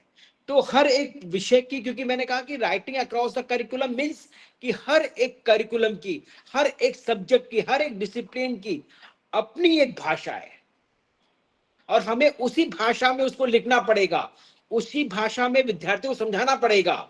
और अगर हम इसमें परिपूर्ण नहीं हो पाएंगे तो बच्चा कभी भी उस अधिगम स्तर को प्राप्त नहीं कर पाएगा जिसकी हम उससे अपेक्षा रख रहे हैं। इसलिए जो है, जब भी हम, ऐसे मान लीजिए आप सब टीचर्स हैं, भविष्य में आपको भी मौका मिले कि आप भी पाठ्य पुस्तकों का निर्माण करें, तो ये नहीं होगा कि हिंदी के विषय जो है उससे ही विज्ञान की किताबें लिखवाई जाएंगी। ये पॉसिबल नहीं है, क्योंकि आपका सब्जेक्ट की जो शब्दकोश है वो आपके विषय का है, वो विज्ञान का नहीं है, वो सामाजिक विज्ञान का नहीं है। हाँ, हम ये कर सकते हैं कि जो विद्यार्थी, अगर पाठ्य पुस्तक हिंदी में लिखी जा रही है तो हम एक हिंदी के जो विशेषज्ञ हैं उसको शामिल कर सकते हैं, ये देखने के लिए कि जो लिखा गया है वो ग्रामेटिकली सही है कि नहीं, व्याकरण रूप से शुद्ध है कि नहीं है, इसमें कोई गलती है कि नहीं है, ये देख सकते हैं। लेकिन उसको उसके द्वारा लिखा नहीं जा सकता है।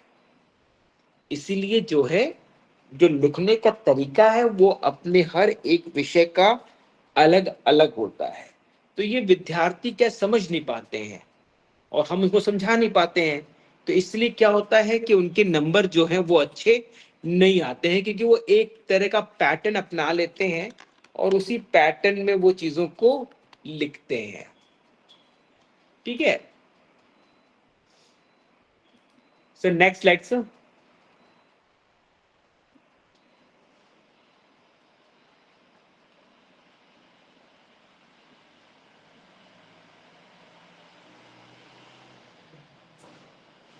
हाँ जी, अब ये बात हम कर रहे हैं आपका assessing language across the curriculum कि साहब क्या आखिर क्या लैंग्वेज असेसमेंट जो है वो कैसे किया जाए, या लैंग्वेज जो असेसमेंट है, जो भाषा का जो आंकलन है, उसके महत्वपूर्ण पहलू क्या है।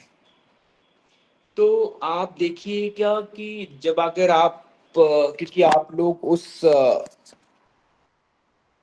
इकोसिस्टम में हैं, उस परिस्थिति तंत्र में हैं जहां पर आप मूल्यांकन कर रहे हैं, और इस मूल्यांकन के अंदर असेसमेंट भी है, इवैल्यूएशन भी है, मेजरमेंट भी है, फॉर्मेटिव असेसमेंट भी है, समेटिव इवैल्यूएशन भी है, या हम ये कहें आंकलन भी है, मूल्यांकन भी है, मापन भी है, आपका योगात्मक मूल्यांकन भी है, रचनावादी आपका मूल्यांकन भी है।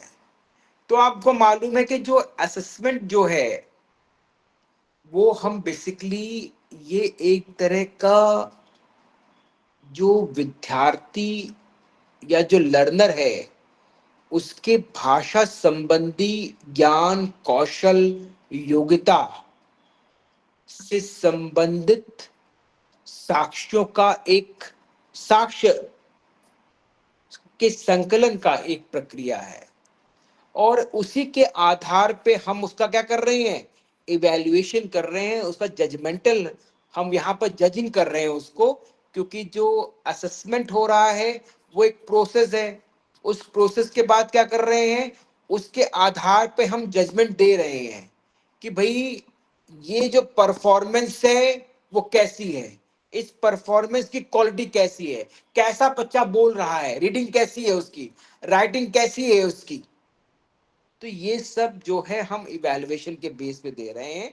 और जब हमने ये कर लिया, अच्छा बुरा जो भी बोलना चाह बोल लिया, अब हमें हमें मेजरमेंट करना है कि साहब ये अच्छा बोलता है, आपने कहा साहब अच्छा नहीं बोलता है, अच्छा नहीं बोलता है तो 10 में कितने नंबर दोगे आप, 5 में कितने नंबर दोगे उसको।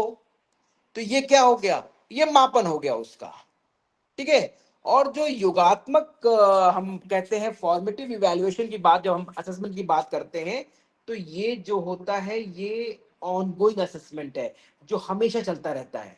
क्योंकि जो आपका इस समय मूल्यांकन की जो पद्धति है, जिसको हम कह रहे हैं सतत व्यापक मूल्यांकन, यानी सतत व्यापक, सतत है यानी कंटिन्यूअस है, यानी कंटिन्यूअस की बात हो गई कि ये फॉर्मेटिव असेसमेंट है ये, ठीक है ना, जिससे कि बच्चे की हम बच्चे को गाइड भी कर सकें बार हमेशा, और उसकी लर्निंग को, उसकी जो अधिगम स्तर है उसको इम्प्रूव कर सकें, उसको बढ़ा सकें। और जो समेटिव असेसमेंट है आपका, जो आप एक तरह का संरचनावादी जो आपका मूल्यांकन है, जो कि सबसे अंत में होता है किसी भी यूनिट कोर्स और किसी भी प्रोग्राम के, किसी कक्षा के, जिसके अंदर जो है हम विद्यार्थी के ओवरऑल अचीवमेंट को देखते हैं। इसमें सिर्फ विद्यार्थी की नहीं, शिक्षक को भी देखते हैं, हम जो पाठ सामग्री कर रहे हैं उसको भी देखते हैं, जो पाठ्यक्रम है उसको भी देखते हैं, हम सबका मूल्यांकन करते हैं। तो बेसिकली जो है हम जो असेसमेंट है, जो ये असेसमेंट है, ये किसी भी करिकुलम का ये भी जो है अक्रॉस होता है, लेकिन सबके आधार जो हैं वो एक जैसे ही है। ऐसा नहीं कि भाषा में ये है नहीं होगा, या विज्ञान में ये नहीं होगा, या गणित में ये नहीं होगा। ये सारे के सारे मूल्यांकन हर जगह होंगे और इसी तरीके से होंगे, ठीक है। अब नेक्स्ट देखें सर।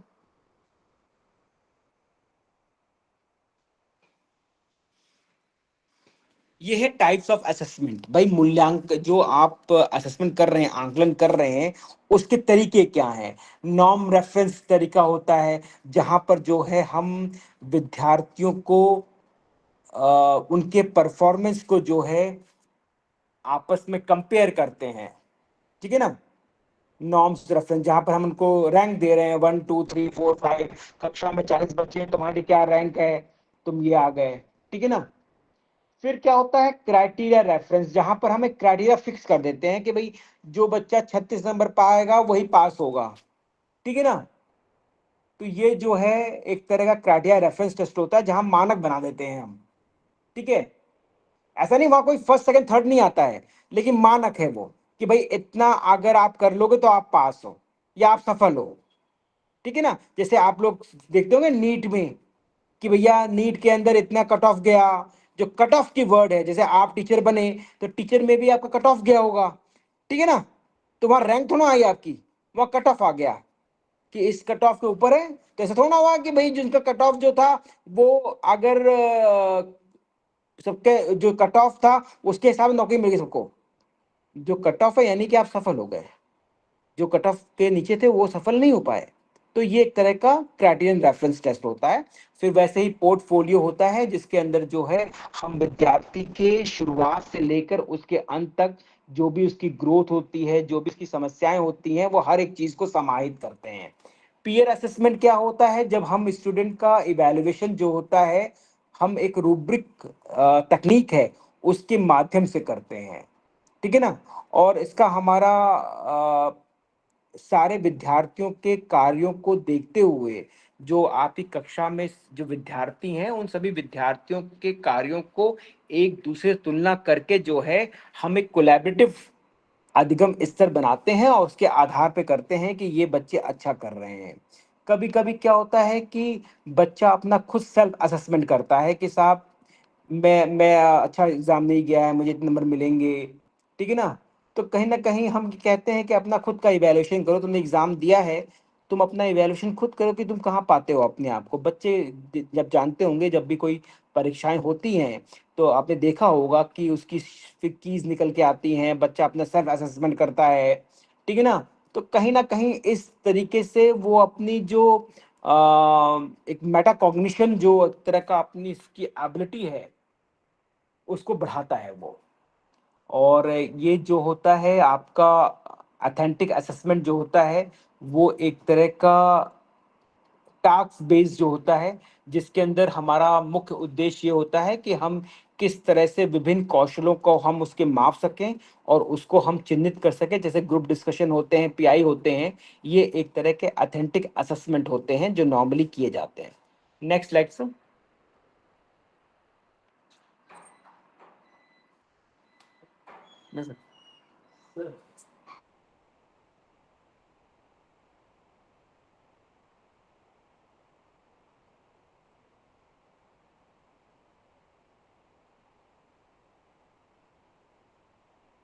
मैम को तो सर कुछ पहले उन्होंने भेजा है कि सर को नहीं मेरे को नहीं सर, कुछ भी नहीं सर। नहीं कि मतलब कुछ कर सकते हैं क्या मेल वेल मंगा देखते चेक करते हैं सर। हाँ जी sir. Assessing the 4 language skills, तो आपको मालूम है कि लिसनिंग है, स्पीकिंग है, रीडिंग है, राइटिंग है। ये बेसिकली आपके 4 स्किल्स हैं, लैंग्वेज स्किल्स हैं। और किस तरह से हम जो है इनको जो है असेसमेंट कर सकते हैं। अगर आप लिसनिंग की बात कर रहे हैं तो आप अपनी कोई बात रखी, कही, उसके बाद आपने उसके अंदर कुछ गैप्स दे दिए, ठीक है, कुछ बात कही उसमें सत्य असत जोड़ दिया, सीक्वेंस को जोड़ दिया, इसका मेन आइडिया का इसको जोड़ दिया, तो ये कहीं ना कहीं हम इसके द्वारा जो है इन चीजों से हम ये देख सकते हैं कि विद्यार्थी क्या सुन रहा है। वैसे ही जब हम बात बोलने की आती है तो हम बच्चे से ओरल प्रेजेंटेशन है, डिबेट है, रोल प्ले है, प्रोनाउंसिएशन टास्क हैं, जो उच्चारण संबंधित जो कार्य हैं वो सब हम करवा सकते हैं। वैसे ही रीडिंग के अंदर हम कॉम्प्रिहेंशन क्वेश्चन दे सकते हैं उनको, कुछ इन्फ्लुएंस टास्क दे सकते हैं जिसके अंदर निष्कर्ष निकाल सकें वो, कभी कभी वाक्य संरचना को समझ पहचान सकें वो, चीज़ों को सारांश निकाल सकें। फिर कहीं ना कहीं हम ये कोशिश करें कि जो लेखक है उसकी क्या पूर्वाग्रह था उसको पहचान सकें। तो रीडिंग जो होता है उसमें हम इस तरह से उसके असेसमेंट को हम कर सकते हैं।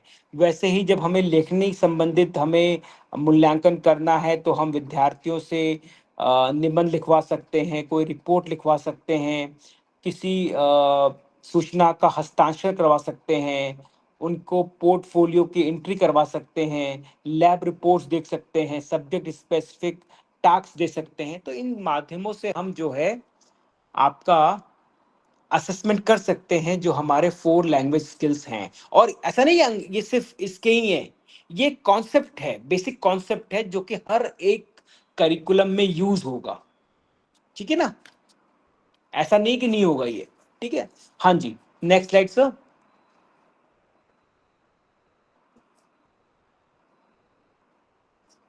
अब देखिए इसमें जो है, क्योंकि ये असेसमेंट की बात चल रही है और आपका जो ये यूनिट है वो असेसमेंट पे ही बेस्ड है, तो इसके अंदर हम बात कर रहे हैं रूब्रिक्स की, फीडबैक की और वॉशबैक की बात कर रहे हैं। तो बेसिकली क्या होता है, रूब्रिक क्या होता है? रूब्रिक जो होती है एक तरह की स्कोरिंग गाइड है, जिसके अंदर हम कुछ पैमाना जो है बना देते हैं। ठीक है ना, जैसे मान लीजिए कि कोई विद्यार्थी किसी बात को बात अपनी रखना चाहता है, क्लास में कोई प्रेजेंटेशन कर रहा है, तो हम ये देख लेते हैं कि भाई हमारे कुछ पैमाने हैं कि उस, क्योंकि वो, या हम मान लें कि वाद विवाद प्रतियोगिता ही क्लास में हो रही है और हमें रूब्रिक से जो है उसका असेसमेंट करना है, तो हम एक पैमाना बना लेते हैं जिसके अंदर हम एक तरफ कर लेते हैं कि भाई आखिर जो विद्यार्थी है उसका आर्गुमेंट क्या है, कैसे उसने अपने प्रश्नों को, अपनी बात को कही है, उसने कैसे जो है लोगों के प्रश्नों का सामना किया है, कैसे प्रेजेंटेशन किया है, कैसे भाषा का प्रयोग किया है, और उसको हम रेटिंग ऊपर कर देते हैं जगह 1 to 4 कि बहुत अच्छा था, बुरा था, बहुत अच्छा था, ठीक ठाक था। तो ये एक तरह का रूब्रिक जो है असेसमेंट हम नॉर्मली करते हैं। कभी कभी क्या होता है कि हम रूब्रिक ने हम फीडबैक का प्रयोग करते हैं, प्रतिपुष्टि का प्रयोग करते हैं, जिसके अंदर जो है कभी कभी हम विद्यार्थी को टाइमली फीडबैक दे देते हैं, कभी कभी हम स्पेसिफिक टारगेट्स के टाइम पे उसको देते हैं कि भाई कोई स्पेसिफिक टाइम है तब देते हैं उसको फीडबैक। कभी कभी हम कंस्ट्रक्टिव फीडबैक देते हैं, कभी हम बैलेंस फीडबैक देते हैं जहां पर हम उसके वीकनेसेस और स्ट्रेंथ को पहचान सकें। तो कभी कभी टाइमली का मतलब ये है कि आपने कोई कार्य दिया और आपने इसको एक प्रतिपुष्टि दे दी, तो इससे क्या होगा, विद्यार्थी के अंदर एक मोटिवेशन होगा, तो वो काम करेगा। कभी कभी कोई टारगेट दिया है, तो वो टारगेट का मतलब यही है कि आप उस क्षेत्र में अपने आप को बेहतर कर सकें। कभी कभी क्या होता है, विद्यार्थी का कोई पोर्शन ऐसा होता है कमजोर होता है, तो हम कार्य उसको उसी में देते हैं। तो इससे क्या होता है कि मान लीजिए कि आगे आपकी गणित में आप मल्टीप्लाई करने में दिक्कत कर रहे हैं, तो हम मल्टीप्लाई के क्वेश्चन आपको ज्यादा दे रहे हैं, तो इससे क्या होगा कि आगे उसमें सुधार भी होगा, और सुधार होगा तो हम आपको जब प्रतिपुष्टि देंगे तो कहीं ना कहीं आपको इससे मोटिवेशन मिलेगा। और जो कंस्ट्रक्टिव है वो बेसिकली फीडबैक ये है कि भाई इसको देने से हमारा मकसद यही है कि आपके अंदर एक इम्प्रूवमेंट आए। ठीक है, और जो बैलेंस फीडबैक होता है उसका मतलब वो यही होता है कि हम विद्यार्थी के, उसकी जो स्ट्रेंथ है, उसकी जो वीकनेस को समझ सके।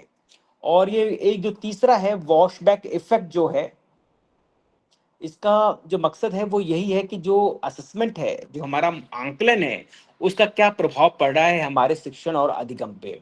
ठीक है, अगर पॉजिटिव जो वॉशबैक है, ठीक है ना, वो क्या करता है, वो आपके आपको इनकरेज कर रहा है, मोटिवेट कर रहा है, जिससे कि अंदर आपके विभिन्न कौशल जो है वो हो सके।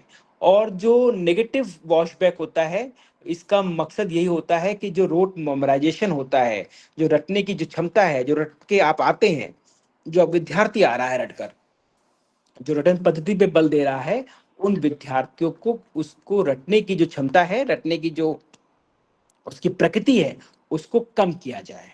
तो जो पॉजिटिव है, इसका मकसद है पॉजिटिव वॉश आउट का, कि हम विभिन्न कौशलों को जो है, विभिन्न जो भाषाओं, विभिन्न जो आपके भाषा संबंधित जो स्किल्स हैं, रीडिंग राइटिंग जो है आपकी, स्पीकिंग, उसको हम बढ़ाएं। और वही नेगेटिव जो हमारा वॉशबैक है, कि हम विद्यार्थी को रटने की जो प्रवृत्ति है उसको कम करें। Next slide sir.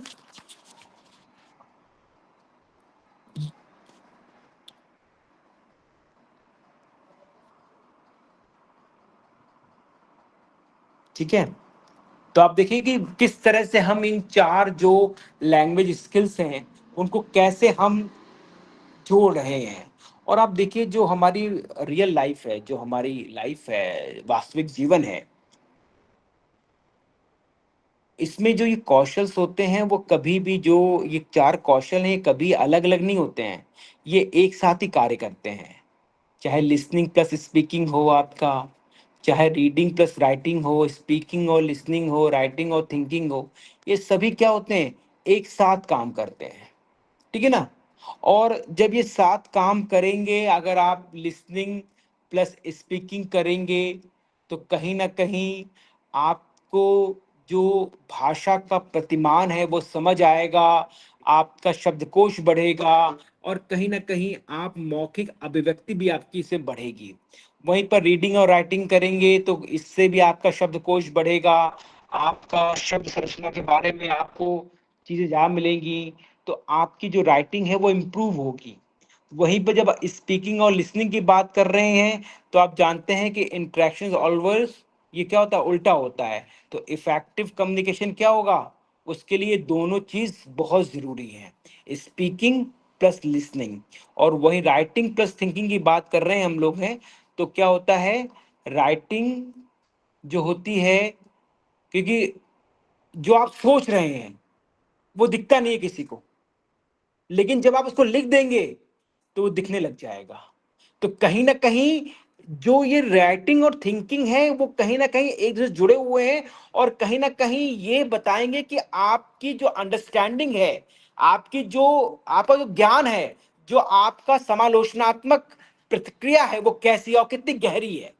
तो इसलिए हमें कोशिश ये करनी चाहिए, जब हम अपने विद्यार्थियों को पढ़ा रहे हैं तो ये चारों जो विधा हैं आपके भाषा की, ये अलग अलग नहीं है, इन्हें हमें एक समेकित रूप में पढ़ाना चाहिए, समेकित रूप में इसका उपयोग करना चाहिए, जिससे कि हम विद्यार्थियों के अधिगम को अधिक से अधिक बढ़ा सके। Next slide sir.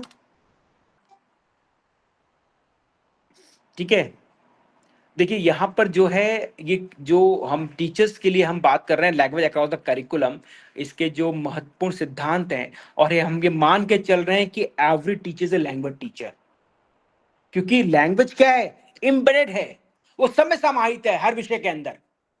तो अगर हर विषय समाहित है तो जो टीचर को पढ़ा रहा है वो भी तो भाषा का टीचर हो गया। और जो विषय वस्तु है, अगर वो समझ नहीं आ रही है, उसकी भाषा समझ नहीं आ रही है, तो लर्नर को कुछ समझ नहीं आएगा। और ये चारों ही विधाएं जो हैं, चारों स्किल्स जो हैं, वो हमें सभी डिसिप्लिन में, सभी अनुशासन में एक तरह से ही प्रयोग करनी चाहिए। ठीक है ना। और कोशिश करनी चाहिए कि हम विद्यार्थियों को सक्रिय बना सकें, हमारी जो शिक्षण है वो शैक्षिक विद्यार्थी केंद्रित हो। ठीक है ना। हम अधिक से अधिक जो सूचनाओं का जो अंतराल है उसको कम कर सकें, वाद विवाद, परिचर्चाएं, ठीक है ना, और वार्तालाप को बढ़ा सकें। और असेसमेंट जो है वो ऑथेंटिक हो, ठीक है ना, रूब्रिक टेक्निक का प्रयोग किया गया हो, और कोशिश हमें ये करनी चाहिए कि हम विद्यार्थियों को कंस्ट्रक्टिव फीडबैक दें, जिससे कि उसे उसका इम्प्रूवमेंट जो है वो होता रहे। ठीक है, नेक्स्ट स्लाइड सर।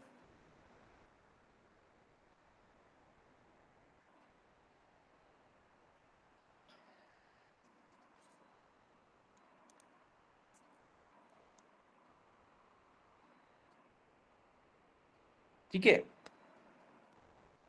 तो शिक्षक केवल विषय को ज्ञान, sir next slide sir, next slide sir.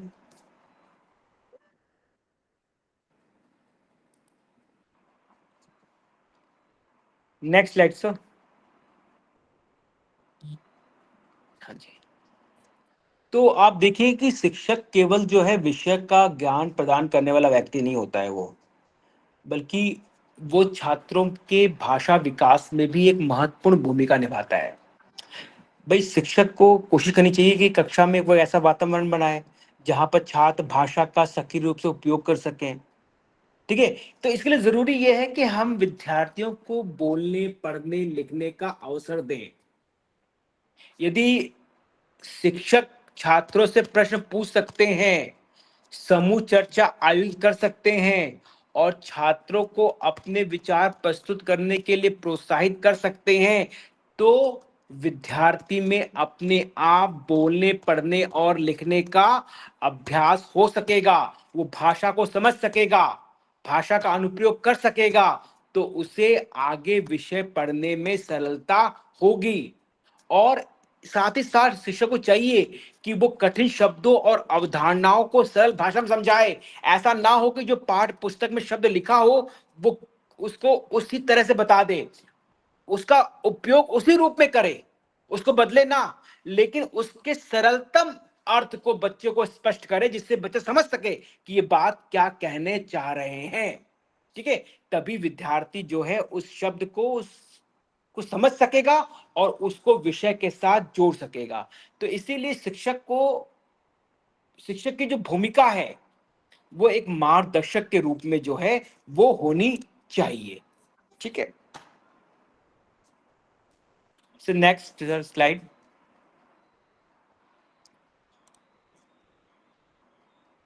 ठीक है, और देखिए कक्षा के अंदर जो है जो कम्युनिकेशन है, जो संचार, इसका बड़ा महत्व है, क्योंकि प्रभावी संचार के माध्यम से ही शिक्षक और छात्र जो हैं एक दूसरे के विचारों का आदान प्रदान कर सकते हैं। यदि कक्षा में केवल शिक्षक ही बोलता रहेगा तो छात्रों को बोलने का अवसर नहीं मिलेगा, तो क्या होगा, उनकी सीखने की प्रक्रिया क्या हो जाएगी, कम हो जाएगी।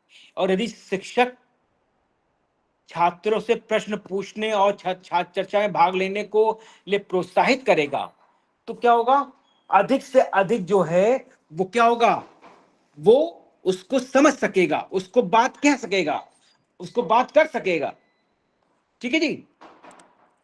तो जब भी हम लिसनिंग की बात कर रहे हैं, तो जब भी हमें कोई चीज सुन रहे हैं, हमें ब्रेन स्टॉर्म करना चाहिए, अपना मानसिक विप्लव हमारे अंदर करना चाहिए।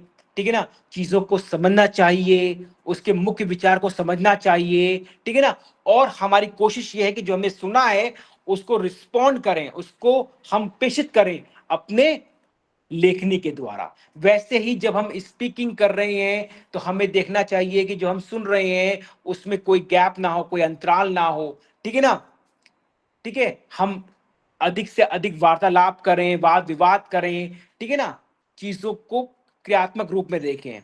वैसे ही रीडिंग के अंदर देखें हम, तो जो हमारे टेक्स्ट हैं, ठीक है ना, उसको पढ़ें, उसको समझें। ठीक है, उसको लेकर एक अपना स्ट्रक्चर बनाएं अपने दिमाग के अंदर, उसको समराइज करें, फिर उसका मूल्यांकन करें।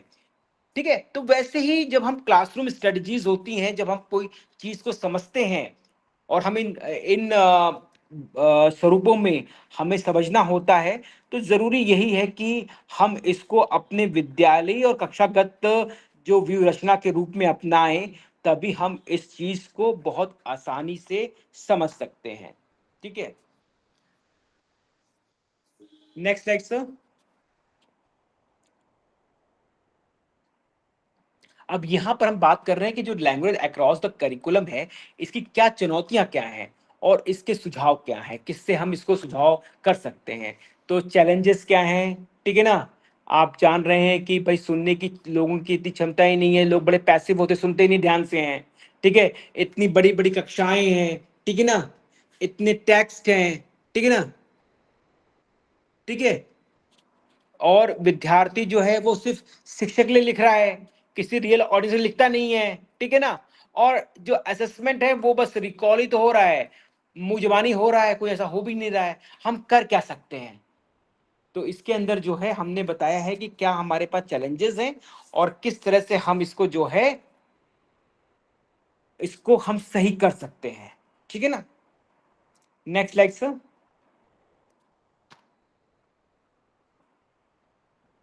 और ये देखिए significance of LSC for BEd teacher, जो आप हैं, आप क्या आपके लिए क्यों महत्वपूर्ण है। ठीक है, और आपको मालूम है कि नेशनल एजुकेशन पॉलिसी जो है वो इस बात पे बल दे रही है कि जो भाषा है वो एक तरह से सभी अधिगम का क्या है, फाउंडेशन है, आधार है। ठीक है ना, तो ये जरूरी है कि हर एक सब्जेक्ट टीचर को जो है इसे जानना जरूरी है। और हर सब्जेक्ट टीचर जो है वो एक लैंग्वेज टीचर भी है, क्योंकि वो अपने पढ़ाने के विषय में भाषा का प्रयोग कर रहा है। और जो वो 4 लैंग्वेज स्किल्स हैं उनका पूरे के पूरे में इसका उपयोग कर रहा है। तो जरूरी है कि वो इस विषय को, इसको समझे ध्यान से, और अगर वो समझेगा तभी वो अपने विषय और अपने विद्यार्थियों के साथ न्याय कर पाएगा, और नहीं तो वो न्याय नहीं कर पाएगा और ना ही विद्यार्थियों को वो कुछ समझा पाएगा। ठीक है ना। Next slide sir. ये जो है कुछ आपकी कीज हैं जो हमने निकाली हैं, जिसमें लिसनिंग, स्पीकिंग, रीडिंग, राइटिंग और असेसिंग जो महत्वपूर्ण बिंदु हैं, हमने इस बात को रखा है कि ये चीज इसके अंदर है। ठीक है ना। तो इसके साथ ही सर जो है ये आपका धन्यवाद का ज्ञापन दे दिया मैंने सर कि मेरा जो प्रेजेंटेशन है यहाँ पर खत्म हो रहा है। Sir very interesting way you have followed